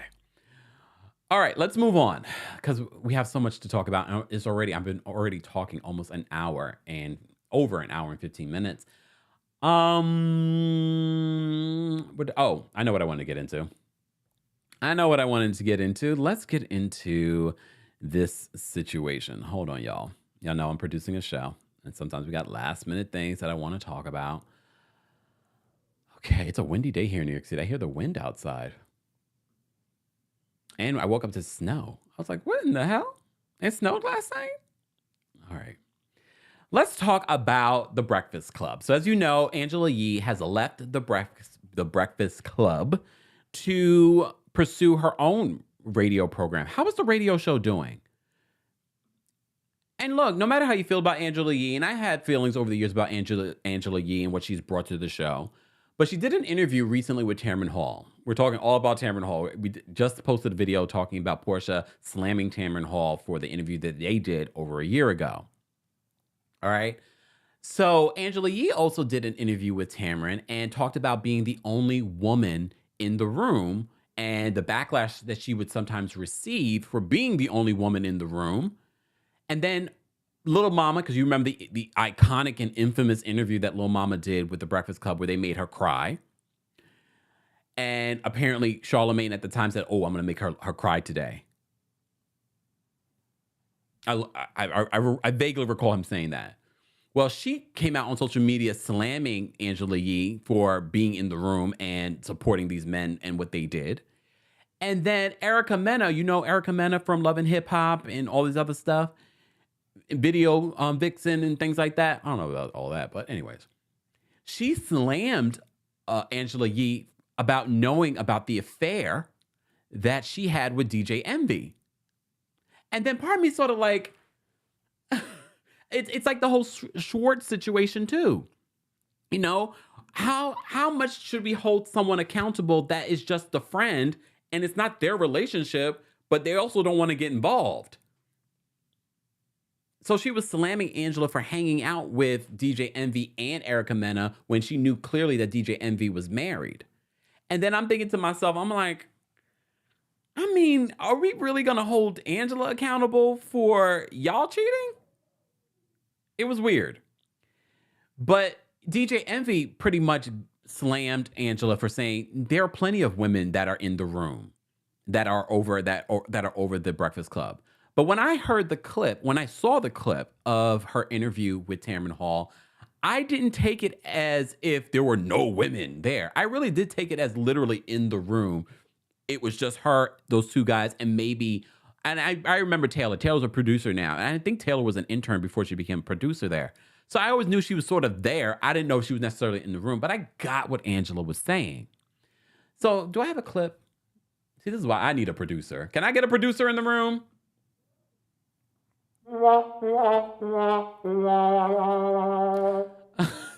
So Angela did take to her radio program to talk about this, but let me just play the clip of what she said on the Tamron Hall show. Okay. A lot of bravado, with a lot of edge, disruptive, and that's why millions of people love the show. It seemed to me that people were always riding you. Yeah, and you know, I was the only woman who worked there too. I mean, when it came to producers, camera people, and it wasn't an easy room for me to be in. I didn't know that. So I feel like I did need more like backup, you know, because even things that I felt as a woman, it is, you know, if somebody can't understand your point of view because they're not coming from where you come from. And so that was hard for me too, to be the only woman there with nobody to be like, check somebody, you know, you shouldn't have said that like that. It's just me. And there were times I did do that behind the scenes because, you know, we should be able to do that. That's part of what it is. I'm not always going to agree. But it's hard when nobody's like, you know what, she's right. Or let's all have a conversation about this. It's just kind of like you say what you say and then... Did you find yourself fighting for respect? Respect from the co-host, who I know respect you. Mm-hmm. But when you're the only woman in the room, and which blew me away just now, you're saying even in the production part of it. Yeah. You're there. It was a lot. It was a lot. Okay. All right. She says it was a lot. Okay. I mean, I get why people might be a little like, well, no, you said it only production and all right. All right. So she's explaining herself. She explained herself on her radio program, but she also explained herself on social media before she addressed it. And she did have a conversation with DJ Envy about it because they're business partners. They've worked with each other. I never really got that there was a great animosity amongst these individuals. Even though there have been rumors over the years that they don't get along, it's, you know, Breakfast Club is over. As you know, she has her own radio program under the same umbrella, and they have been having guest hosts. No confirmation on whether or not they're going to even put someone permanent there. At the end of the day, the guys like it the way that they like it. They bring in people, and they're still the head honchos. So Angela Yee posted on her social media, she says, usually I don't comment or go back and forth with people, but there's too much spinning. Quote, in the room refer to the people in the studio, the producer, board op, videographer, and host. Yes, they are men. That doesn't mean that there aren't amazing women who are execs, salespeople, interns, and in other departments.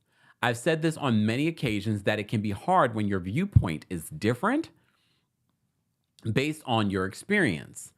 I didn't anticipate that this would cause such a firestorm.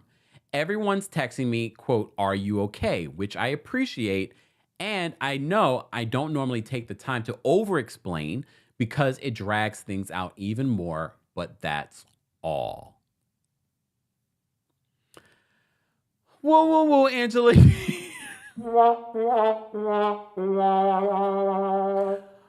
I mean, look.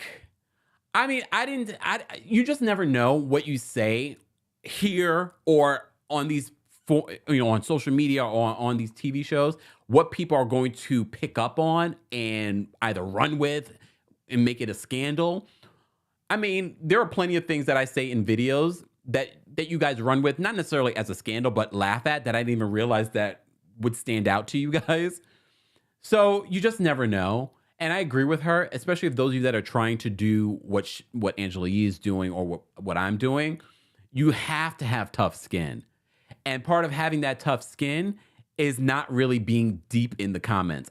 And those of you know I'm in even the fake Kempires are in the comments. But no, every once in a while, I really do try to go scan through the comments and reply to some of you guys if I can. But we get thousands of comments a week. I mean, that's great for us. Yay! That's great for us. But it's also a lot. It's also a lot to go through. And sometimes they're not the most favorable. Shout out to the King's Guards. You guys really do protect me in those comment section. Thank you. Because a lot of times I don't necessarily see the negative stuff. Every once in a while. And sidebar, for those of you, and I try to remind people this, please don't use hashtags in the comment section. You know why? If you use a hashtag in the comment section, I know our lives are like a hashtag, whatever.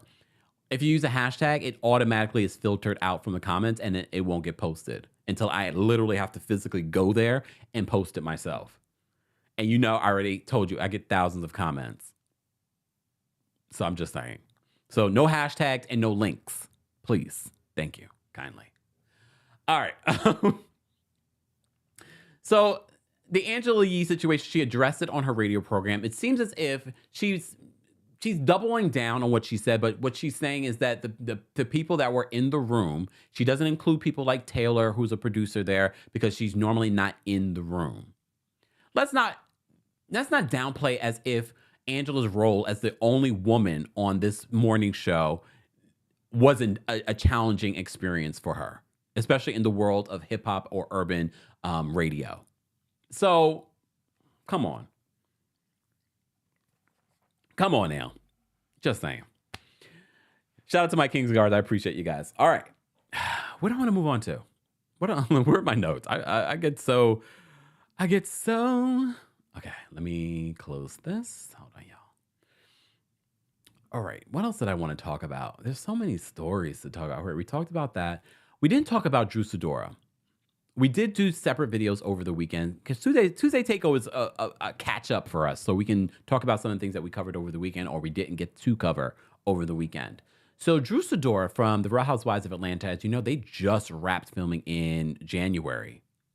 But then the divorce filing was on February 27th. 61 minutes before Ralph filed for divorce, Drew Sidora filed for divorce. And now the cameras are back up because Truly Original said, we're not going to have a Robin Dixon situation over here. So they have started back up. And apparently Drew and Ralph are living under the same roof. Yep. They're living under the same roof. And at least Drew is filming new confessionals and new pickup scenes for this new season. And apparently the cast is as well. In a recent interview, Candy said that she was very surprised because she had been recently hanging out with Drew and Ralph and everything seemed okay. And apparently during the season as well. Well, Truly Original is like, y'all not going to catch us out here like Juan Dixon and Robin. We're going to get the full story this season. Drew, you ready? Because we're about to secure your 4th season with us. It's got to be so awkward living with, and this happens all the time though, when people divorce and they just can't afford to go move out on their own. Well, you know, in her additional court filing, she accused Ralph of cheating on her multiple times, the other women harassing her about their cheating. She accused him of physical abuse. She accused him of stealing money from her.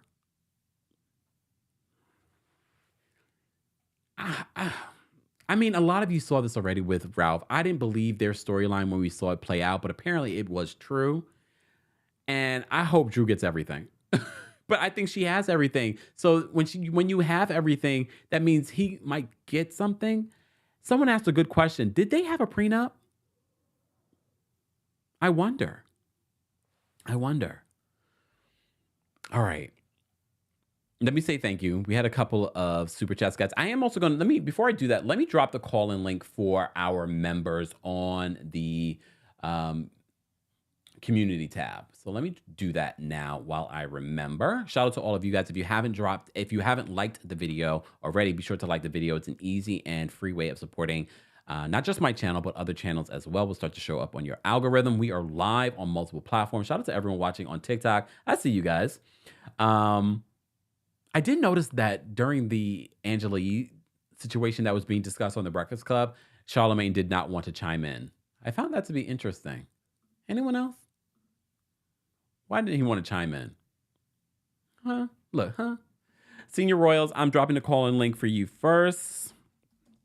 Guys, if you'd like to become a member of the channel, I saw quite a few of you came members of the channel, so thank you, thank you, thank you. Head on over to teamkempire.com/join if you would like to become a member. Senior Royals, I dropped the call-in link for you. Royal Corp members, I'll be dropping the call-in link for you in a second. Those of you that are in the live chat, let's get to 500 likes, and I will drop the call-in link for the general audience as well. Royal Corp members, I dropped the call-in link for you. Team Kempire members, I'll be dropping the call-in link for you in just a second. All right, let me say thank you. We had a few super chats. Lonnie, thank you so much for the super chat. Lonnie says, make sure you hit that like button. Thank you, Lonnie. And thank you for the $10. Lisa, thank you so much for the super chat. Lisa says, Portia wasn't used to the hard-hitting questions. She's used to Andy. Come on. But yeah, Tamron Hall is a real journalist. Tamron wasn't going to stand for anything less than the truth. We all know Portia has a problem with the truth sometimes. Sometimes or often. Thank you, Lisa, for the super chat. We appreciate you supporting the channel. Fueled by Intentions. Thank you so much for the super chat. Fueled by Intentions. I like that name. Says, hello, Kempire. Love your show and the developments you made this year. Thank you. We thought that only Jay Hudd and Sherry had a new show, but here comes Kempire. Very professional, next level for sure. Thank you. I appreciate that. Yeah, it's time to shake up daytime talk. Just saying, stay tuned. Sidebar. Okay, another sidebar. You remember Dubai Bling, right? So, wait, can I pull up a picture? Hold on. Let me see if I can pull up a picture because, this is our opportunity to talk about all the things that we love to talk about. So I want to remind you, you remember Dubai Bling. We recapped it. We talked about it. I did a whole separate video revealing to you that they are currently filming the new season. All right. Hold on. So I also mentioned, oh, wait, hold on. I need to go to my DMs though. Hold on, because I don't see the photo that I need to see. Hold on. I need to go. Hold on. Team Kempire members, I dropped the call and link for you as well. Let me go to my DMs. Hold on, because I got deep Dubai sources. Let me get my picture here. This is a mess. All right. So Ibrahim, I told you, if you follow me on TikTok and things like that, I told you that Ibrahim got married conveniently. Remember, he went on that date and we were all like, Ibrahim went on a date with a woman? But he's probably part of the most interesting part of Dubai Bling. They're currently in the middle of season 2. We also reported to you about their salaries being leaked and that Netflix was investigating who leaked the salaries. Some of the cast believe that someone on the cast leaked it. They didn't get paid a lot. They got paid like $20,000 for an 8-episode season, which is not bad. All right. So apparently he got married and they're in the middle of filming season 2. Let me bring up the photo. All right. So hold on. So, okay, look, let me zoom one in. Look, zoom one. So that apparently on the left, the woman with the beautiful bouquet in her hand is his bride.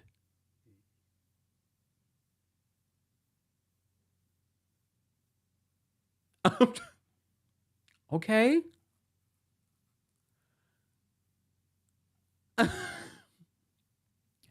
They're filming this current season. I'm wondering how this will play out during the season. Who is this woman? Okay. So Ibrahim from Dubai Bling is married. No other word on what else is playing out during the season. I'm actually surprised that they came back this season after the whole coffee scene from last season. Apparently, the Dubai, the UAE government was not happy with it. That scene playing out. All right. Guys, we're almost at 500 likes. I'll drop the call-in link for the general audience once we get to 500 likes. If you're a member of the channel, I've already dropped the call-in link on the community tab. We have already a few people backstage that want to weigh in on some of what we're talking about. But callers, please be patient. Before we get into that, I do want to mention our show, 90 Day Fiancé. Okay? Come on now. Y'all thought I forgot?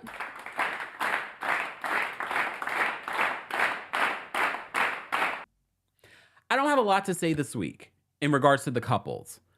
I say that now, and then I'm like, I'll say this about Nicole. I cannot believe that Nicole wants us to feel sorry for her. Girl, before you even left, remember, she went to Egypt before and lived there and didn't like it. As soon as she lands, she has a problem with the dress code.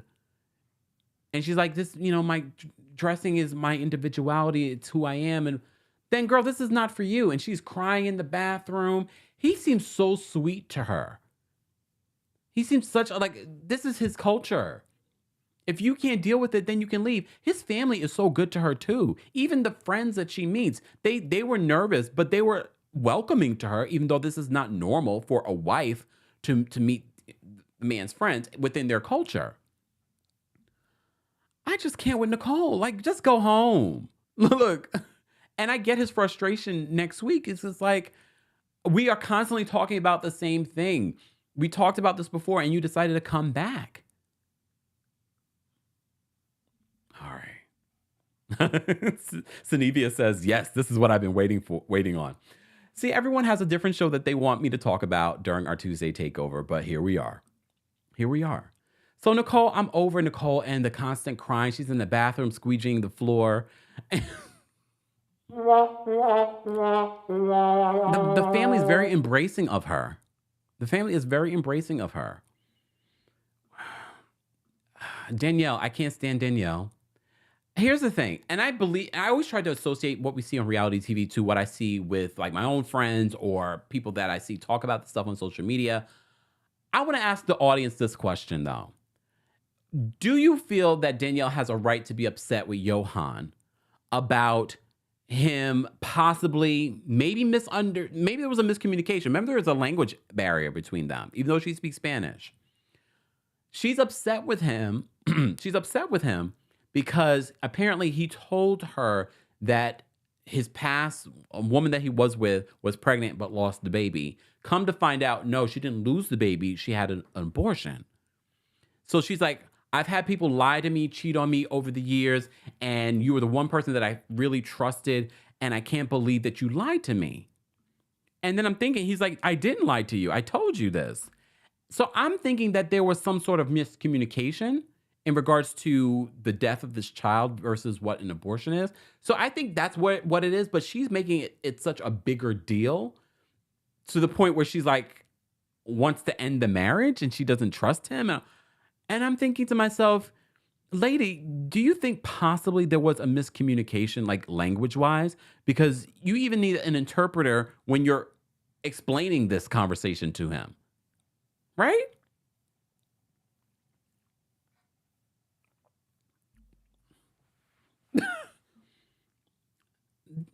But I haven't liked her for a while because she already came into the situation. No matter how you feel about him possibly using her to come to the States, she bamboozled him too and was like, you thought you would come to the United States, but no, I want to leave the United States and live in DR because I'm tired of New York.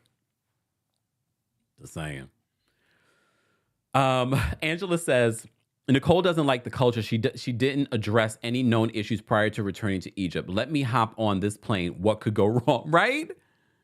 What could go wrong? Everything, Nicole. My goodness. All right. So Danielle and Johan, that's their big issue this week, is the fact that she believes that he lied to her about an abortion versus the woman losing a child. At one point, Johan says, I've been with a lot of women. I mean, I wasn't surprised by that, but then part of it's just like, damn, you're just gonna admit that? You're just gonna admit that? Heather Dubrow's Leftover Sushi, which I can always remember that name. She doesn't speak his language in more ways than one. Her friend had to tell her what he was saying the whole time. Yeah, so to me, I really feel like there was maybe some miscommunication in their language in that. An abortion versus a death. I honestly believe that he believes that he told her that the truth. All right, let's move on. I am so confused by... Hold on. Chris and Jemmy. I'm confused by Jemmy. No, not Jemmy. I'm confused by Chris. Chris is 40 years old, y'all. She looks great here. But if you watch 90 Day Fiancé The Other Way, I'm like, that's 40? Look. Moisturization.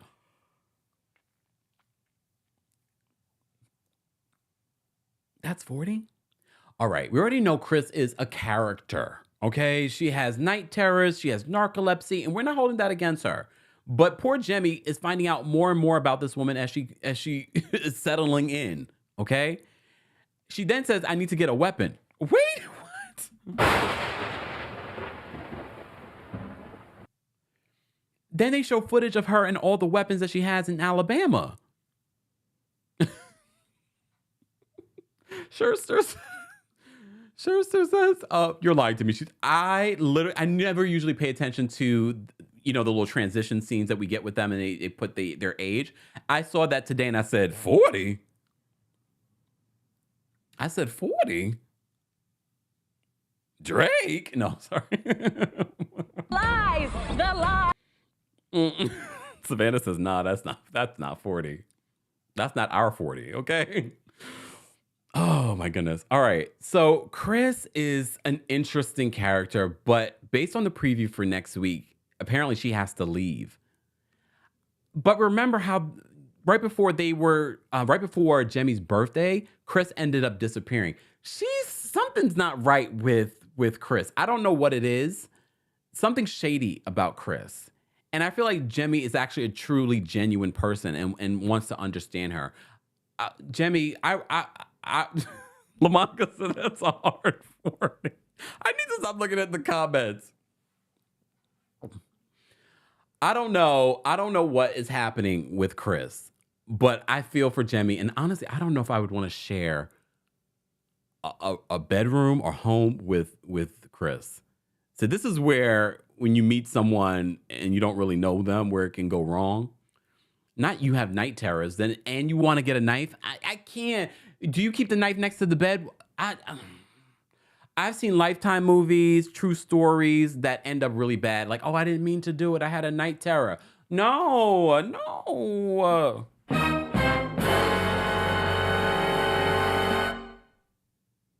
You can't tell me you have night terrors and you want me to go with you to get a knife. Life as we wander on my TikTok says, Jemmy, you in danger, girl. Oh, do you guys think that's what it is? Someone said drugs. You think that's why she has to go back to Alabama? Do you think that's why her 40 looks so horrid? Look, I feel for Jemmy though. I really feel like she's genuine and she's genuinely in love with Chris. I don't know why, but she is. Okay, she is. All right, let me move on because we have quite a few people waiting backstage to share their thoughts. Let me move on because, first of all, Gabriel and Isabel, they have their issues this week because Isabel is involved in Gabriel's business. This is the first time that I believe that we ever have a trans person on 90 Day Fiancé, which I love. And I love Gabriel's business. And Gabriel is trying to do his business, abroad, and is finding it very difficult. Resources and doing all that. And as someone that runs a business, I understand it's sort of like, okay, part of the reason why, when we were talking about traveling, things like it's hard when I travel. You guys know you miss the content. The content doesn't roll out as easily or quickly or do lives like this because sometimes, depending on where you are, internet is not the greatest. And for Gabriel, it's like, I can't get this, that. It takes forever. It costs this amount to get the materials that I need here. So we see a little hiccup in their relationship and the frustration of them working together because Gabriel starts to feel like when they work together, he's really working for Isabel.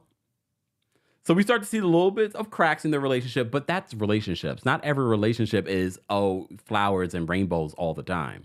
You have these frustrations, especially if you work together. Miss Nana Mac says, I think Gabriel and Isabel are the only couple that have a chance. Yeah. When I think about all the couples, you're right. Because Debbie and Usama, she still has not even gotten to Morocco yet. I felt for her son at the airport. Her son at the airport was like, oh, Mom, I'm going to miss you. Are you sure you want to do this? Are you sure you want to do I really, like, he looked like he wanted to tear up. I felt for him. But she's like, no, I'm going to go be with this man that loves cats and birds and things. Monica says, child, is she still back? Basically, she's just getting on the plane this week. She's just getting on the plane this week. I'm like, can Debbie just get to Morocco already? Damn. Look, damn. Okay. All right. So there's really not a lot to say about Debbie this week yet. Okay. The other couple that I want to talk about, Jen and Rishi. So the big issue with Jen and Rishi this week, again, the same issue from last week. She's going to meet his mom, but the mom just thinks she's a friend. The mom's like, what are you doing here? She's like, I like the area. Even though she finds out from Rishi that the mom is already moving forward to trying to find him a wife. Then she finds out that he lied to her from the mom that it's going to happen really soon. And she's just like, so you really have not told your mother the truth of what's happening here. I still can't get over last week's episode where he left her in that cold apartment with no heat, no sheets, no toilet paper. I can't get over last week. But something is very fishy about him. Something's very fishy about him, but you like it, I love it. You like it, I love it. Julie says Jenny and Submit 2.0. Mind you, I did watch the Pillow Talk with Jenny has brown hair now, y'all. Does it make her look younger? Maybe. So, they're part of Pillow Talk, so they were chiming in on the relationships. I don't know. I agree with what one of you, Miss Nana Mac, said. I feel like the only couple that might make it is Gabriel and Isabel. Jenny and Rishi, I already think Rishi is a little suspect. We already know Debbie and Usama. I don't know if this relationship is going to work. And I already know that Nicole and Mahmoud, he loves her. I think they do love each other, but she's not willing to make any changes to be with him, within his culture. So I think this relationship is pretty much done. I think this relationship was done before it, and she just wants to be on TV. All right. I've been talking for almost 2 hours because we had a lot to cover. We will be posting timestamps later. Thank you to our mods that keep the timestamps for us. I'll be posting them after the live so that you guys can skip around if you want to just hear me talk about Vanderpump Rules or you just want to hear about 90 Day Fiancé. So stay tuned for that. Now we're going to get into the callers. So let me switch this. Let me put up my disclaimer callers again. I apologize that I took so long to get to you, but here we are. We're finally gonna get into it. All right, callers, no profanity, no derogatory statements about anyone. Clean cut, all good. All right. Let's get to these calls. Oh, wait, before we get to calls, let me just say thank you. We had quite a few super chats. Maha, thank you so much for the super chat. We appreciate you supporting the channel. Panga, thank you so much for the super chat, super sticker. We appreciate you supporting the channel. Sharon, thank you so much for the super chat. Sharon says, happy March Madness, Kempire. Thanks, Sharon. Sharon always keeps us in the loop. KSPN. Happy March Madness, Kempire College Basketball Tournament. Who are we rooting for, Sharon? Let me know because I have no idea. Julie, thank you so much for another super chat. She says, already over Nicole, but really over Debbie. And we haven't seen them meet. 3 episodes of teasing and still not in Morocco. Over Danielle and Knives Girl. That was a nice summation right there. Miss Nana Mac, thank you so much for the super chat. We appreciate you supporting the channel. Mama Ali, one of our King's Guards, thank you so much for the super chat. She says, Kemp, you crack me up. I have night terrors, sleepwalk, etc. I keep a knife by my bed, and I promise I've never hurt anyone.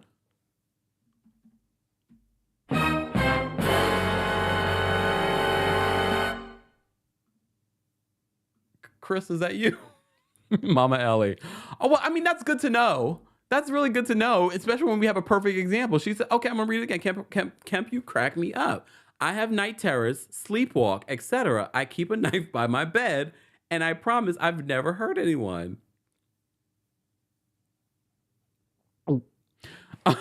Okay. Thank you, Mama Ellie. All right.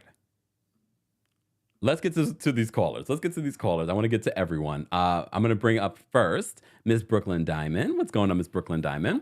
Oh, wow. Second time I was first. Yeah. Membership. Go ahead. Make it real quick. Between Alexia and Gertie, I agree with you that Alexia is seriously jealous of Gertie.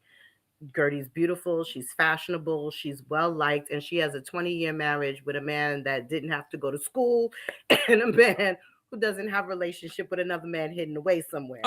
So, not trying to be shady, but let's be honest. Gertie is at the top of her game. Since she's been on the show, she's been highlighted in Vogue.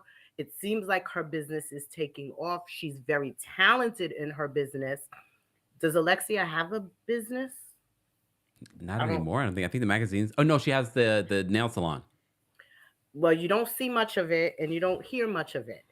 I mean, not to throw shade, but you don't. It's the truth. You don't see much of it on the show. You don't hear much of it on the show. But Gertie is rising, and I think Alexia is supremely jealous of that. For Vanderpump Rules, I stopped watching that years ago simply because after you get to a certain age, there has to be more to your life than who you sleeping with. I'm just, to me it should have been, or I guess it could have been something like a younger version of Housewives and watching them grow and move or whatever, but it never became more than who's sleeping with who. And Lauren from Utah, you was doing certain acts to get Lauren. Oh, okay. Everyone keeps saying that. I'm like, I think they're referring to Lala. Okay. Yeah, Lauren from Utah. She was sleeping with a married man. You got him when he was married. You cheated on your married man with a man that was in a relationship with somebody else. And you was proud of giving out certain favors to receive certain comforts in life, let's say. So to sit up here and have anything to say about anybody else's life choices, and none of them have any pure hand, you know what I'm saying? All of them have dirty hands and dirty houses. So some literally. Yeah, probably. So, to make a judgment call on that. And as for Katie has always been Schwartz was liked in comparison to who his mate was. Schwartz on his own, if you look at him, he plays the dumb, oh, gee, golly, gee whiz guy really, really well. But if you watch him and really watch his actions, he's not much better than Sandoval. But Katie was such a miserable person. You liked him and wanted to get him away from this woman who's miserable. She not forced because he could have said no, but she pushed a marriage on him that he didn't really want. Everybody knew Schwartz didn't want to marry her. If you watch, you're watching the seasons, and I watched up to that marriage. He didn't want to marry that woman. He did not want to marry that woman. How long were they married for, too? What, 2 years, 3 years? They got married like right before the pandemic and whatever, and then the pandemic happens, and then they, got divorced. but he didn't really want to marry that woman. It was a pressurized, I think it was a storyline, like, we've got to move this forward. You guys got nothing else going on. And it was like, okay, I'll do it. That was never, it really just, you never saw a real true love affair between the two of them. It just never happened. And kind of with Tom and Ari's never happened. And kind of with Tom and Ariana, it was a love affair in the beginning, but somewhere along the way, the love seemed to drop out somewhere. Like they became Robin and Juan Dixon. Like you just. So I was right with my comparison. Yeah, it was. They had a love affair in the beginning. There was a chemistry and a connection in the beginning, but it just seemed like the longer they were together, they became more friends than lovers.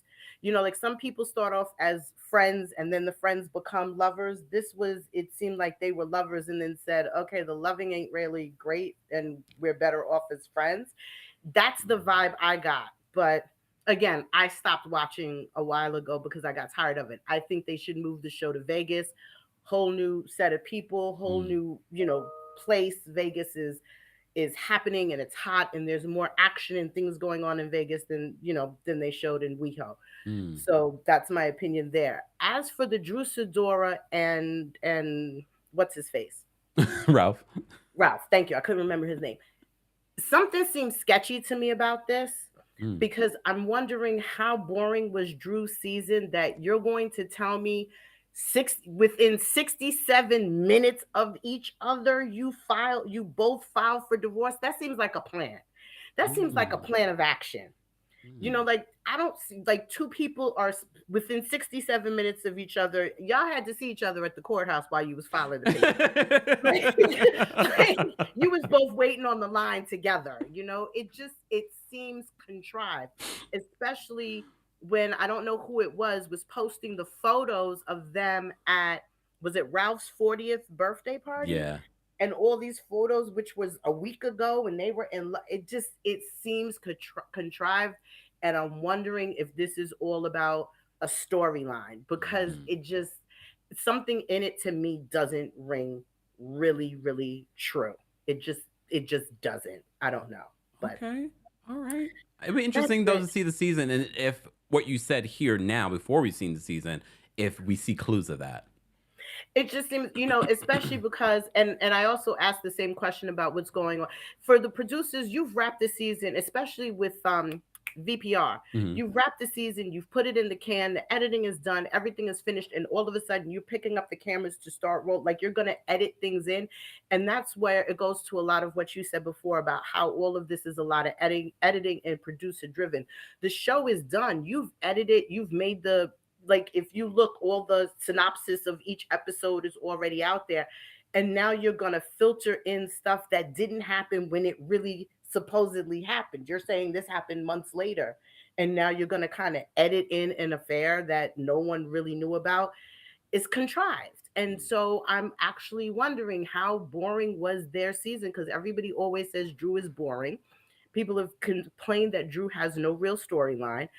How much of it is as somebody whispered in her ear, listen, girl, you ain't got nothing going on. They're going to can you after this. You better think of something. And her and Ralph said, hey, let's start a divorce or let's do something.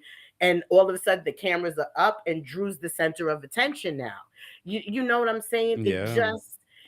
It's making more sense to me the more you talk about it. I'm just going 67. I mean, like, really, who files for divorce within 67 minutes of each other when last week y'all was celebrating the 40th birthday party and hugging and loving and kissing and everything, and nobody had a clue? It doesn't ring true to me. It just doesn't ring true. I could be wrong. I'm not saying I'm a prophet or prophesize, but it just doesn't ring true to me. Okay. All right. Thank you, Miss Brooklyn Diamond, for calling in. Bye. Well, I never believed Drew and Ralph's story before, but now that Miss Brooklyn Diamond has said this, I'm like, well, maybe it is a plot that Todd set up for the BS. Lies! The lie! All right. Let me get to some more callers. I'm going to bring up one of our senior royals, in my opinion. What's going on, in my opinion? Thoughts? Are you feeling better, first of all?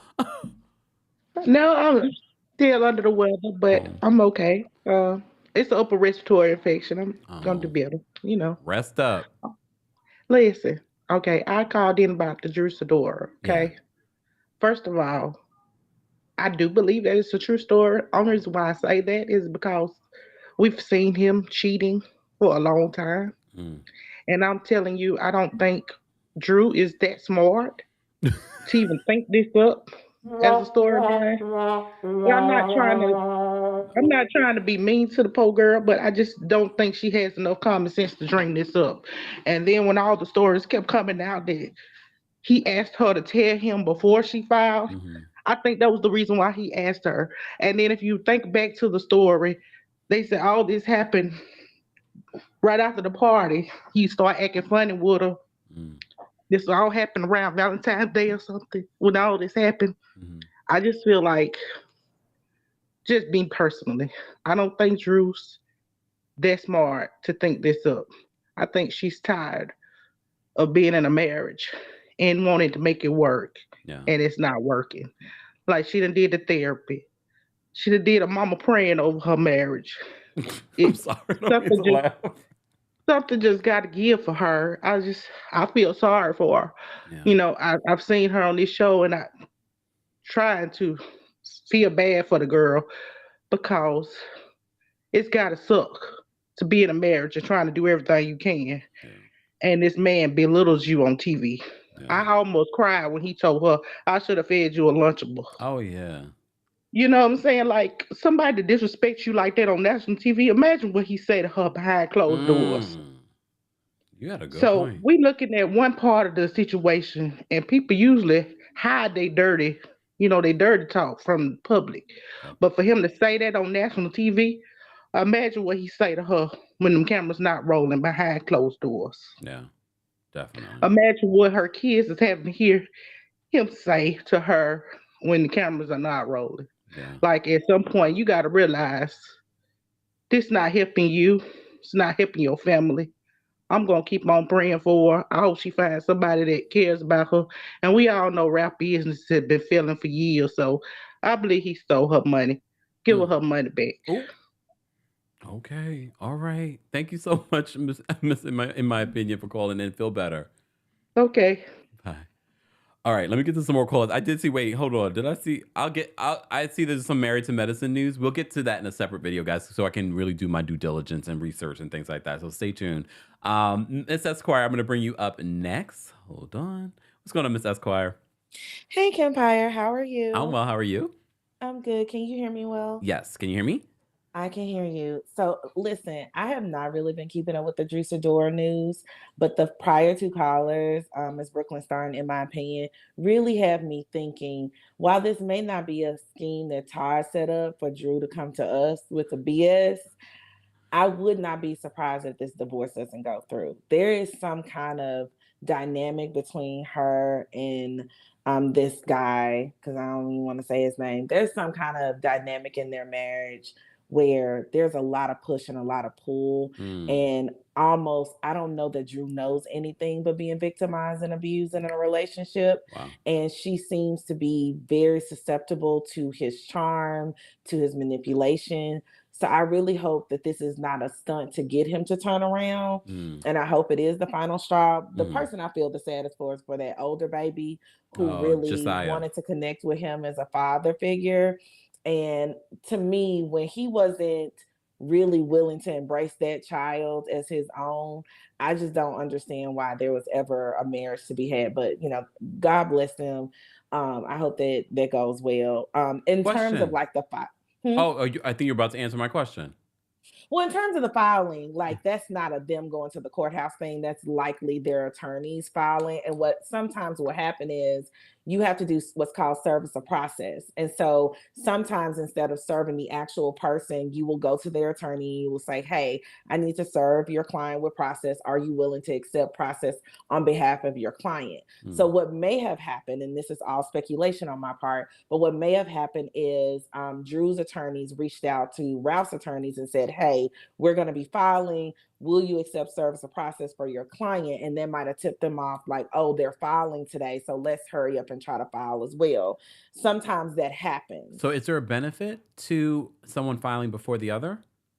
You know, sometimes there is, but I don't really know what the benefit is here. Like sometimes when you're kind of playing with either you're forum shopping for a particular judge or you want to be in a particular circuit, Okay. then when who files when can be really helpful because the cases are docketed a certain way to go to certain judges. And so if you want to get before a certain judge who you think might be more favorable to you, who that lawyer has been before, they think they know their rulings, then the filing order matters. And sometimes it matters when you're trying to establish jurisdiction. Like you'll see a lot of celebrities, someone will file in California and the other person will file in New York, and then they have to fight about what family jurisdiction are they subject to. Here, I just don't know what the purpose would be reading the pleadings because they obviously would have answered each other's pleadings and made their own arguments under the laws as to what they think the grounds for divorce are going to be. And that wouldn't have changed them no matter who filed. Okay. I do think it's interesting, and you can read this in the pleadings, they do have a difference of opinion on the separation date.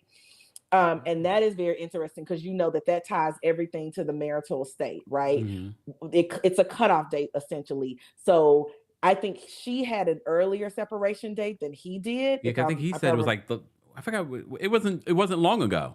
No, his was in like the last 72 hours of them filing, if I'm remembering correctly. And I know somebody in the chat will correct me, but that is interesting to me. That seemed to be the big substantive difference besides, you know, sort of their grounds for divorce arguments is the separation date. And there's a lot that could be tied to that financially in terms of how you divvy up the estate.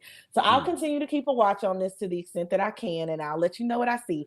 The other thing I was going to say is on Tamron Hall. Yeah. I think that people go into certain spaces and think that they're going to get favorable treatment, particularly when it's a Black woman. If you're a person of color going into a space with a Black woman, I almost think they expect a mammy treatment, like I'm supposed to come in here and mother you. And Tamron Hall is a journalist. She is a legitimate journalist. Like, please don't play with her credentials. Look her up if you need to. She used to do hard investigative news. So she has an objective to all of her interviews. You as the interviewee have an objective to the interview. Where y'all overlap and there's that Venn diagram, great. But I don't have to have an environment that is unchallenging to you or uncritical of you. And I didn't appreciate Portia's characterization of her. And I thought it was very unfair. And it just shows me like Portia will never be taken seriously as a journalist in any respect, not even an entertainment one.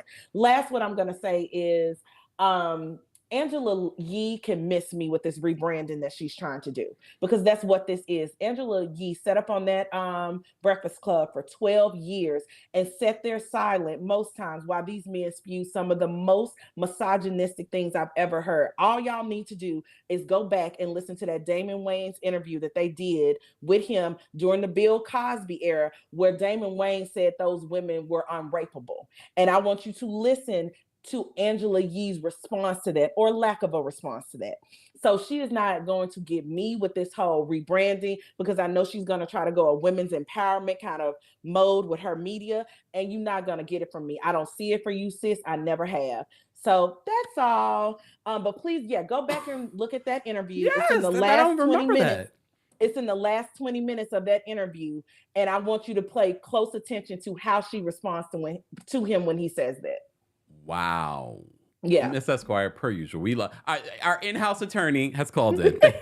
Bye, y'all. Have a great day. You too. Take care. Oh, we have a lot of people on backstage. Okay. See why it's important to know. I'm going to go back and listen to that interview as well. But here's the thing with Angela Yee. Let's be honest.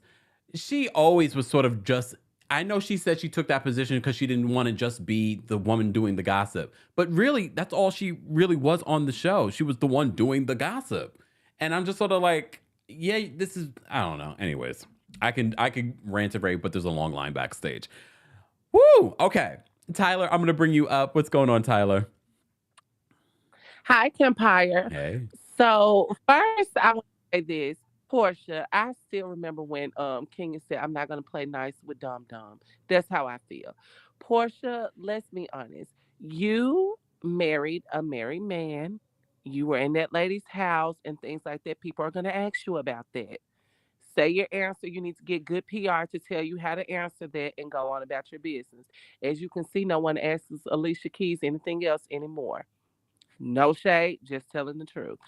As far as As far as Tyler Perry goes, please don't buy BET. It's already went downhill. I can't take any more horrible wigs and terrible acting. I cannot.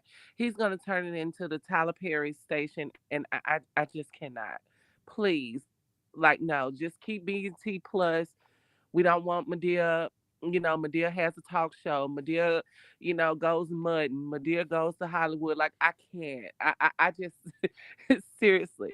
One last thing, and I know you haven't spoke about this yet, but I am not okay with Phaedra going to Married to Medicine.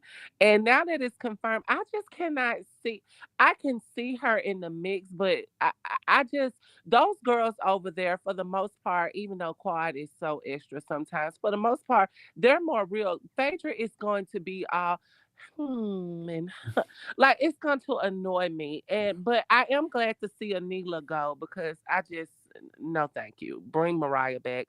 And it was time for Contessa to leave as well. Contessa. And Drew Sidora, girl, listen, I do feel like her and Ralph are finally getting divorced or whatever like that. I think that it's real, but at the same time, it's just everything about them is so performative. People are gonna always question it.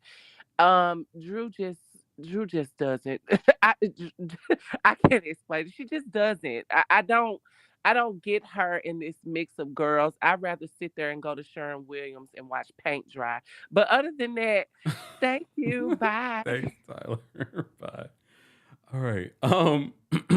Yes, guys, I haven't done a full report. I do need to do my research in regards to the Married to Medicine news, but we already told you a few weeks ago in an interview, I think it was with Variety or the Hollywood Reporter, that one of the executives confirmed that there was going to be a cast shakeup of Married to Medicine, and there was rumors on the street that Phaedra Parks was going to be joining the cast. But I will do my due diligence and do some research on that and see what is happening and what we can expect for Married to Medicine. They're supposed to start filming, so this is probably why we're getting this news now. All right, callers. Again, I haven't had lunch yet. I had breakfast, but now we're going on over 2 hours. Just saying. All right. Alex, I'm going to bring you up next. What's going on, Alex? Hey, Kempire. Hey. Dang, I think I'd die if I had lunch at like 3 o'clock. I think I'd just like shrivel up and die. I am hungry all the time. But you know what? Don't even. Anyway, I saw the news about Married to Medicine, and I was like, dang, I wanted to break this to Kempire. Everybody else beat me to the chase. They beat me to the chase. Y'all are fast. But I wanted to first talk about Drew. Y'all are so hard on her, but I understand it. I understand it for sure. I had heard and like someone had a theory that she filed and she was going to keep it quiet about what he did until she saw that he filed, and then she like said all that he did. But now hearing Miss Esquire say what, her opinion, I don't really believe that anymore. What she said, it sounds fancy, so I think it's true. So I'm going to go with that. Legal mumbo jumbo. Yep. Yeah, she got the legal mumbo jumbo. Anyway, and then with Portia, I like Portia, but also Tamron Hall is a full-fledged journalist. She has been on NBC, on the Today Show, working on the Today Show. She is like, I don't want to tear somebody else down, but like Sherry Shepherd, for example, is an actress, but Tamron Hall is an actual journalist, so she's going to ask those hard-hitting questions. Yeah. So I feel like Portia should have been kind of prepared for that, especially with the whole scandal. That was a huge scandal. Yeah. So she should have been prepared, honestly. And then also, oh, dang, I wanted to talk about something else, but I forgot. Oh, yeah, Miami. Alexia, I really was starting to defend her with the whole Adriana thing, what Adriana said about her son. Mm-hmm. But then Adriana, like, completely, like, she apologized, and she still wouldn't accept it. And I was like, okay, you're kind of dragging this on. You're obviously dragging it on. And then her saying that about Gertie's husband, I'm like, okay, you're done. Goodbye. I don't like you no more. I had that sliver of like I liked her just a little bit, and now, All right, well, that's my cutoff. Thanks, Bye, Alex. Kempire. Take care. All right. Yes, I put the timer on now, y'all, because I got to go. All right. Guys, first of all, shout out to all of you that are in the live chat, and shout out to our replay crew. We appreciate you. Also, let me just say thank you. Lily, thank you so much for the super chat. Lily says, I don't know why, but every time you play one of those sounds paired with your commentary, it cracks me up. That's the point, Lily. Thank you so much for the super chat. We appreciate you. Alicia said this that I saved. Alicia says, Kristen slept with Stassi's boyfriend, Jax, right? And Jack, I guess you mean Jax here, slept with his best friend's girlfriend. They all slept with you. That's why I'm like, y'all gonna catch me with the whole team this one or team that one. Just saying. All right, let me get to some more callers, and then we're gonna wrap this up. Lightworks, I'm gonna bring you up next. What's going on, Lightworks? You're muted, Lightworks. Uh-oh. All right, gotta drop you. All right, Candace, I'm gonna bring you up next. What's going on, Candace? Hey, Kempire, how are you? Oh, well, how you doing? I'm good. I am so glad you are covering Vanderpump Rules, even if it's only for just this one season. I don't think you're going to cover it next season, so I'm going to savor the fact that I got you right now. The thing with Vanderpump Rules is the entire show is incestuous. It began on the heels of Sheena's affair with Eddie Cibrian, which we know was married to Brandy Glanville. Yes. So I think that is part of the issue that Brandy had with Lisa Vanderpump, because in her opinion, she started her spinoff show on the backs of the pain that she went through. So, put that to the side. The caller, not the caller, but the super chat before me kind of said what I was getting ready to say, that Kristen slept with Jax twice while she was with Tom Sandoval. So Kristen has no room to talk about, the infidelity that Tom had. But I mean, the entire show, they've all slept with each other, honestly. And I don't think Tom Schwartz is that good of a guy. I just think Katie was just Debbie Downer. So but we don't know what happened in their household to make her a Debbie Downer. Tom Schwartz is goofy to me. And he is, somebody said that he reminds them of someone who has a drinking problem, who is extremely introverted. So when they gave him that description, I was just like, that describes him perfectly. Really? Wow. Okay. All right. Yeah, but I thank you for Vanderpump Rules. I'm so glad you're covering it. Of course. Thanks, Candace. Take care. Alrighty. Bye-bye. Bye. See, I didn't realize all of you guys wanted me to cover it. I every once in a while, I would see a sprinkle of people saying, "Oh, cover it," and then I was like, "It's not enough." When Young Famous and African came out, I'm telling you, everywhere, every platform that I'm on, TikTok, Instagram, were asking me to cover it. But apparently, you guys have been waiting for my opinion on Vanderpump Rules, and here we are. Here we are. One person that I forgot to talk about during our Vanderpump Rules conversation was Peter, because Peter apparently has been a part of the show since season 1 and has wore the same outfit since. The same hair, same outfit. And some of you have mixed feelings. A lot of you call him creepy. I don't know. I don't know how I feel about Peter. I just want Peter to get a makeover. And it's not because I want to change Peter. I just feel like I see the potential. Like if you squint your eyes, you're like, Peter could be really good looking. And he seems okay, but he seems like he's dated everybody on this cast too. But I hear he's a nice guy. Look, I don't know. Whatever, Peter. But Peter posted on his social media about this whole situation. He said, "I've been at Sir all day. What's going on?" Okay, Peter. All right. Jay says on TikTok, Peter doesn't change. Yeah. All right, let me get to the rest of these callers, guys. Janelle's backstage. We're going to bring her up next. What's going on, Janelle? Bonjour, Empire. Hey. How are you, darling? How are you? I am good. It's Happy Tuesday. Boom, boom, pow. Okay, I'm going to talk quick. So let me tell you something. I'm going to talk about Vanderpump Rules. I love that show. Okay, if you want to watch a bunch of crazy white people do crazy things, watch Vanderpump Rules. I am telling you, anytime they hire somebody, a person of color, I'm like, abort mission, don't go in, they're a mess. Okay, but I love the show. I love it. Let me tell you something. Peter has slept with almost every single person on that show. He slept with Katie. He slept with Stassi. I don't think he slept with Kristen, but I wouldn't be surprised if they did. And also, have you heard the term of Miami girl? No. Kempire, where have you been? This is why. Okay, I'm so excited you covering this. Up and Adam covers Vanderpump Rules because he used to work with these people. Yes. And so that's why we be all kiki and like, oh my God. So let me tell you something. Season 3, Okay, here we go. Okay, first off, season 2. Kristen and Tom were like, oh my God, are we together? Are we not? Because Kristen was being alleged at that time to have slept with Jax twice on the couch watching the movie Drive, Yeah. okay, starring Ryan Gosling.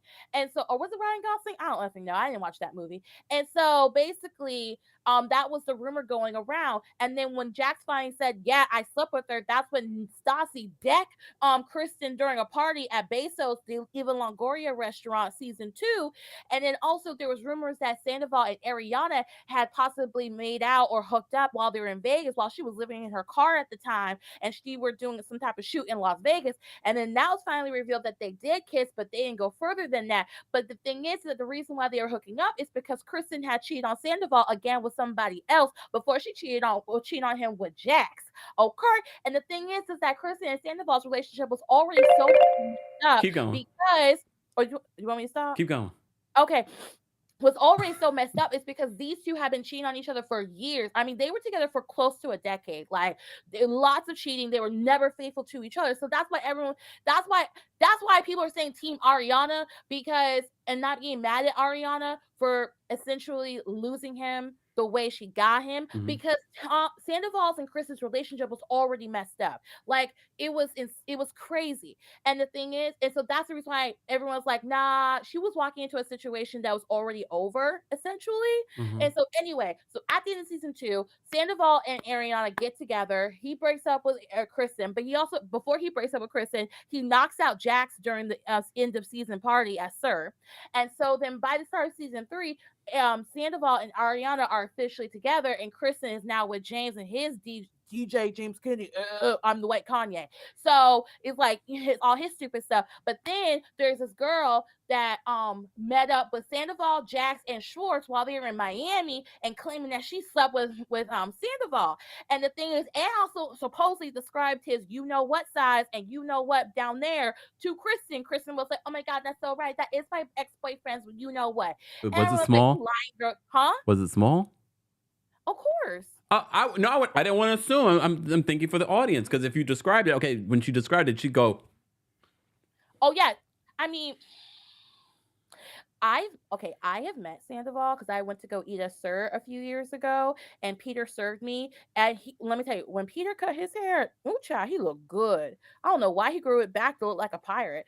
But Sandoval, Katie, Ariana, and Sheena were at the restaurant when I was eating there, and I'm gonna say is sometimes when a man is a shower and when they're growers, and he was definitely a shower, and that's all I'll say. So anyway. If you know what I mean. You look confused. Wait, who was the grower? Wait, who was the shower? Sandoval. So he wasn't showing much? Yeah, honey. Oh. And those pants were tight. Because my friend, so I went to Sir with 2 of my friends from high school, and they're not fans of the show. They don't watch the show. They were going to Sir because of me. And also the food is actually pretty good at Sir. The goat cheese balls are very good. Okay. I have them in the Pump and I have them in the Tom Tom, but the food at Sir was actually very good. I was pleasantly surprised. I just thought it was like another one of those fads. But then I found out from Adam and Jason that the restaurant was actually very much like popular and popping before the show. So, and a lot of celebrities would eat there before the show started filming there. So they actually have good food there.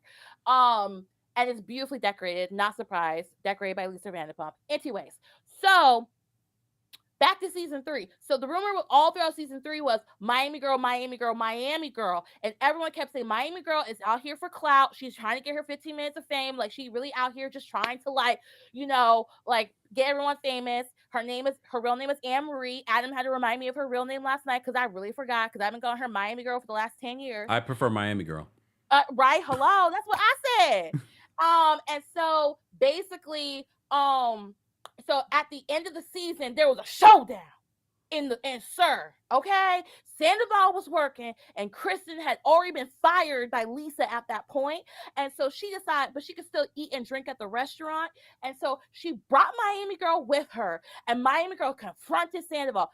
Sandoval bolted out of that restaurant so damn quickly. Oh, sorry, I didn't mean to say the D word, but he bolted so quickly out of the restaurant with Ariana, and then they start basically running around WeHo away from the restaurant to get away from the camera crew and get away from Miami Girl, because when Sandoval bolted bolted out of the restaurant. Miami Girl and Kristen follow both of them out of the restaurant.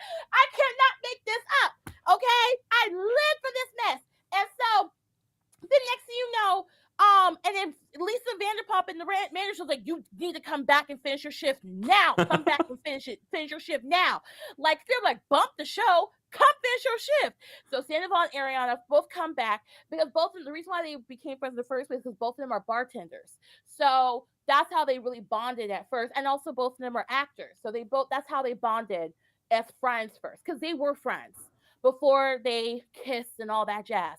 So then Miami Girl goes like, "We kissed, we made out, you had sex, we had sex." Like she kept repeating it, "We had sex," and he goes like, "No, we didn't, no, we didn't." And then Ariana's gonna come up, she's like, "I believe my boyfriend. I was on the phone with him that night, and I don't remember ever hearing you in the room. You're lying, blah blah blah." I was like, Ariana, girl, it can't be that. And this was like early in their relationship. Right, like less than a year. Like they had only been dating for maybe like 8 months by that point. And I'm like, girl, is the really that good for you to be like caping for this man? Like, stop it.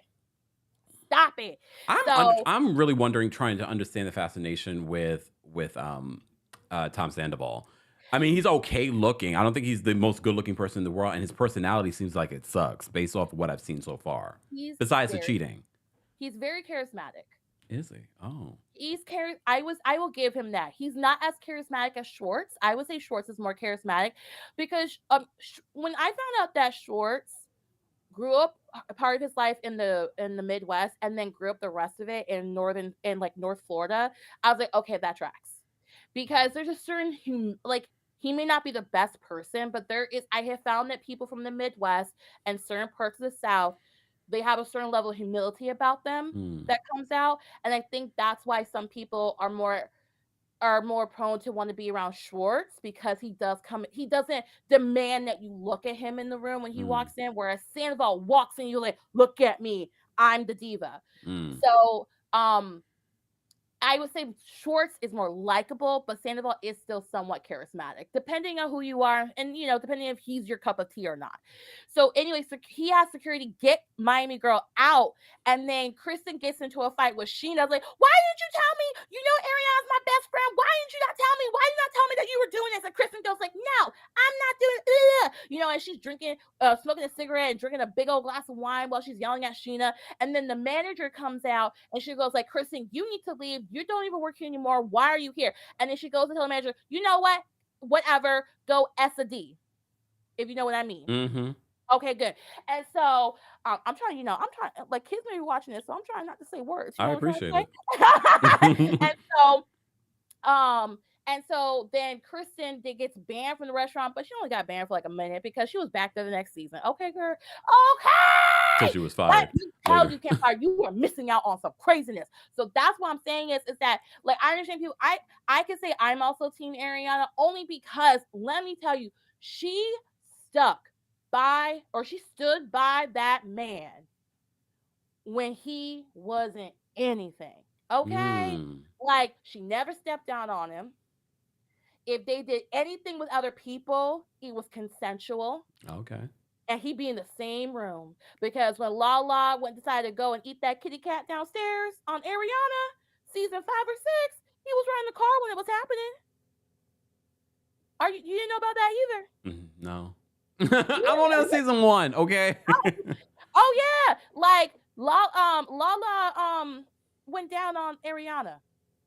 And he was in the car when it was going down. So the thing is that I think the caller before last said, like, this group is very incestuous. Yes, it is. It's very incestuous. They all sleep with each other. Like, I was telling Jason, I said I'd be exhausted because I would have to be friends with them and sleep with them at the same time. Like, I'm tired. Like, somebody got to eat at one point. Hello. Okay. So shoot. Like, I mean, like, who has time for anything else but talking and doing? Like, what is it with these and people? Filming. Okay, and filming.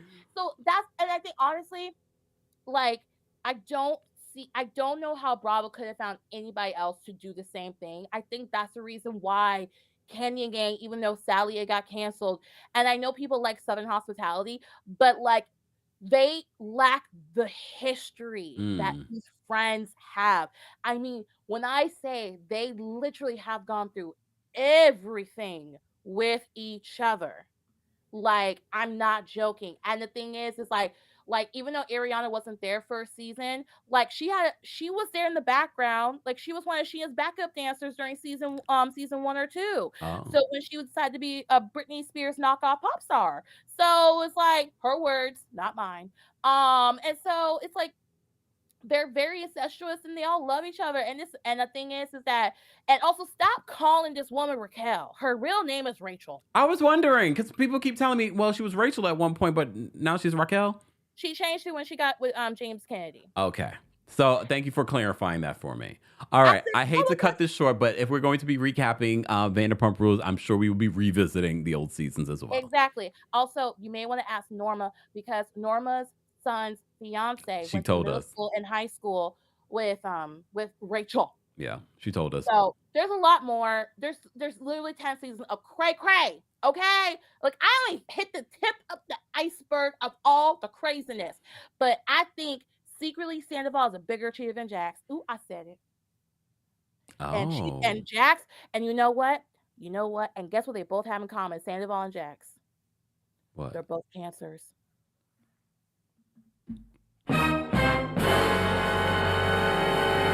Now, granted, Ariana and Stassi are both cancers, but I've not heard as many crazy things about cancer women compared to cancer men. Cancer men have, listen, and two of my really good friends are cancers, and I would say this to their face. Sometimes y'all can be toxic.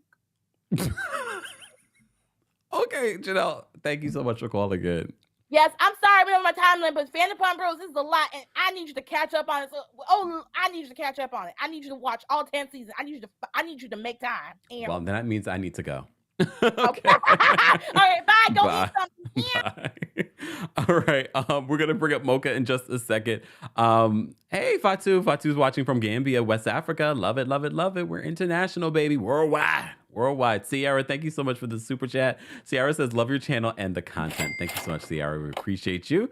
And shout out to all of you that send in super chats, Venmos, Cash Apps, PayPals, and things like that. We normally see that after the live, but we appreciate your support any way that you're able to support. Shout out to everyone watching on TikTok, sending in your gifts as well. We appreciate you guys. Someone says, hey, I'm a Cancer. Look. I mean, I done told y'all. But anyways, that's interesting. Jenna always brings the astrological component. Love it, love it, love it. We have our legal expert, Mrs. Esquire comes in. And then we have Janelle, our astrology expert, comes in. All right, let's round this out, guys. And finally, last but definitely not least, Miss Mocha Mima, what's going on? Hey, y'all. Hey, Kempire. Hey. Kempire, first of all, we're not going to have that cancer slander because I'm a Cancer. So don't start with me, Kempire. Don't start. That wasn't me. You listen. Don't start. Okay, back to my mini read. Poor Drew. Woo woo woo, Drew.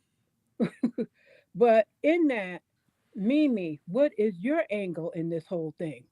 Yeah, we didn't talk about that. Love and Hip Hop star Mimi posted Drew and Ty Young on her Instagram story with that Ice Spice song. And we're still wondering, okay, what are you saying, Mimi? What is your thing, Mimi? Are you trying to get a bigger contract for Love and Hip Hop? I don't think so because you're not giving anything at all. the fashions, I mean, she looks good for her age. I mean, she's not, I mean, I'm a different type of 50. I'm a broke 50 and she got money 50. But still, what is her angle in this whole thing? Like that cryptic thing, like that, what is it? But anyway, now Portia, I know you're listening, and whoever's listening can get back to her. You can get at me, Mocha Mima, on all platforms, and the YouTube channel coming soon. Portia, I need for you to shut up. I need for you to keep showing us those fashions, especially the ones over in Africa. I need for you to restock those wigs and everything else you have. I need for you to shut it up about everybody. Seeing that you was messing with that lady's husband, and now you done married him. Let's work on keeping that man, because the same way you got him, someone else could. So knock it off, Portia. Knock it off. Because they are prepared to drag you when you go back to Real Housewives of Atlanta. and everything else. They are preparing to drag you. So I need for you to keep flossing like everything is all good on IG. I need for you to focus on that. Because karma has a long, long memory, child. Please, please stop it. And with that, Kempire, eat something and have a good rest of your day. Thank you, Mocha Mima. Take care. You're welcome. Bye. Bye. All right. Lightworks, are you there? Let me test. Let me see if you're there. Lightworks, are you there? I'm here. Hey. What you want to say? Hey.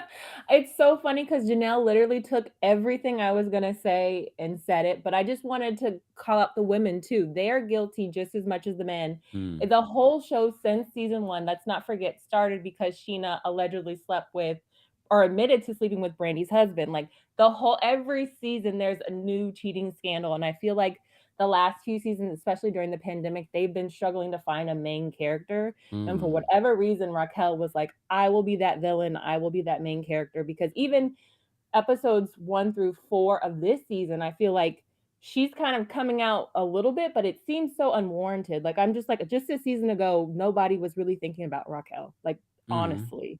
But Kempire, you need to catch up on Vanderpump Rules. I would say watch seasons 1 through 4. I would say skip season 5, go to season 6, and then just catch up on season 10. Like, there's some seasons you can just miss because it's all about, again, same issue. Jax cheated on Brittany or whoever he was in at the time. Almost every single season he was on, he was doing something that he wasn't supposed to be doing. There's always been allegations against Tom, both of the Toms, whether it was in Miami or Las Vegas or whatever. We never could get a straight story. Like, it's no surprise at this point. So I feel like the show is literally about people who were hot in high school, who maybe, I don't want to say peaked in high school, but like carried that high school cattiness to LA. And now all they do is have catty fights, cheat on each other, and get drunk. Like, that's literally the whole show in a summary. It is funny, though. It is a good show to watch. And I will say, Peter, season 1, definitely was the hottest. Started out as the hottest on the show. 2023 Peter is a little too much for me, I will say. But it is like all these, they are charismatic men on the show, but it is a good show. That, and I think you should start Summer House, because I feel like Summer House is the lighter version of Vanderpump Rules, as far as like, again, young people just getting drunk and like sleeping with each other. It's great. And I don't have to get, versus like Potomac or anything. There's no, like, I don't feel like secondhand embarrassment because these people I feel so far removed from. Like, it is wonderful to just unwind and watch a whole bunch of like narcissists just be catty and sleep with each other. It's wonderful way to end the night. Oh, all right. Thank you, Lightworks, for calling in. Of course. Bye. Woo, child. Okay. All right. We were live for 2.5 hours. As you heard, there was some breaking news about Married to Medicine. So I'm going to go do a little digging and see what I can do. So stay tuned for a video and opinion on the news that's happening over there. But if you're a part of the replay crew, let us know where you're watching from. Let us know your thoughts on the variety of reality TV news that we've talked about in the comment section. Thank you to everyone that called in. Thank you to everyone that sent in the super chat. Shout out to our channel members. We appreciate you guys supporting our channel on a monthly basis. If you would like to become a member, head on over to teamkempire.com/join. And for everything Kempire, head on over to thekempire.com, including our merch and podcast. Shout out to our Kings Guards. We could not do this without them. We appreciate them being here as well. So be sure to say thank you to them, guys. Let's get out of here with some music. I will see you all in the next video, in the next live recap. Tonight, we have our New Jersey watch party at 9:30 p.m. Eastern. I believe also there's a new episode of VPR, but I don't know if we'll be watching that together because I still need to catch up on season 1. So I want to kind of watch that, focus on that. So tonight will be our New Jersey watch party. And our recap tomorrow will be at 1 p.m. Eastern of the Real Housewives of New Jersey. Everyone have a great rest of your day. Thank you for being here. Let's get out of here with some music.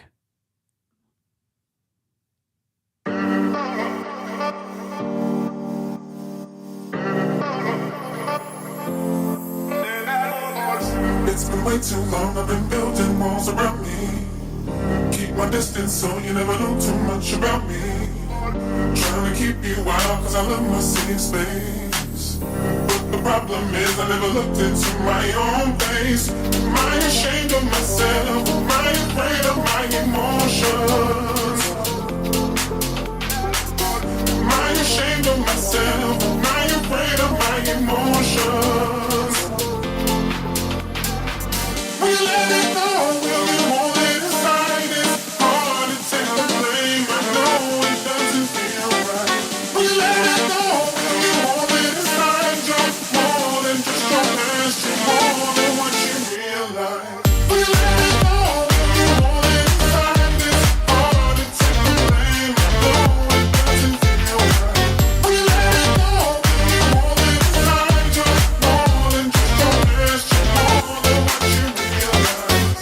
It's been way too long, I've been building walls around me. Keep my distance so you never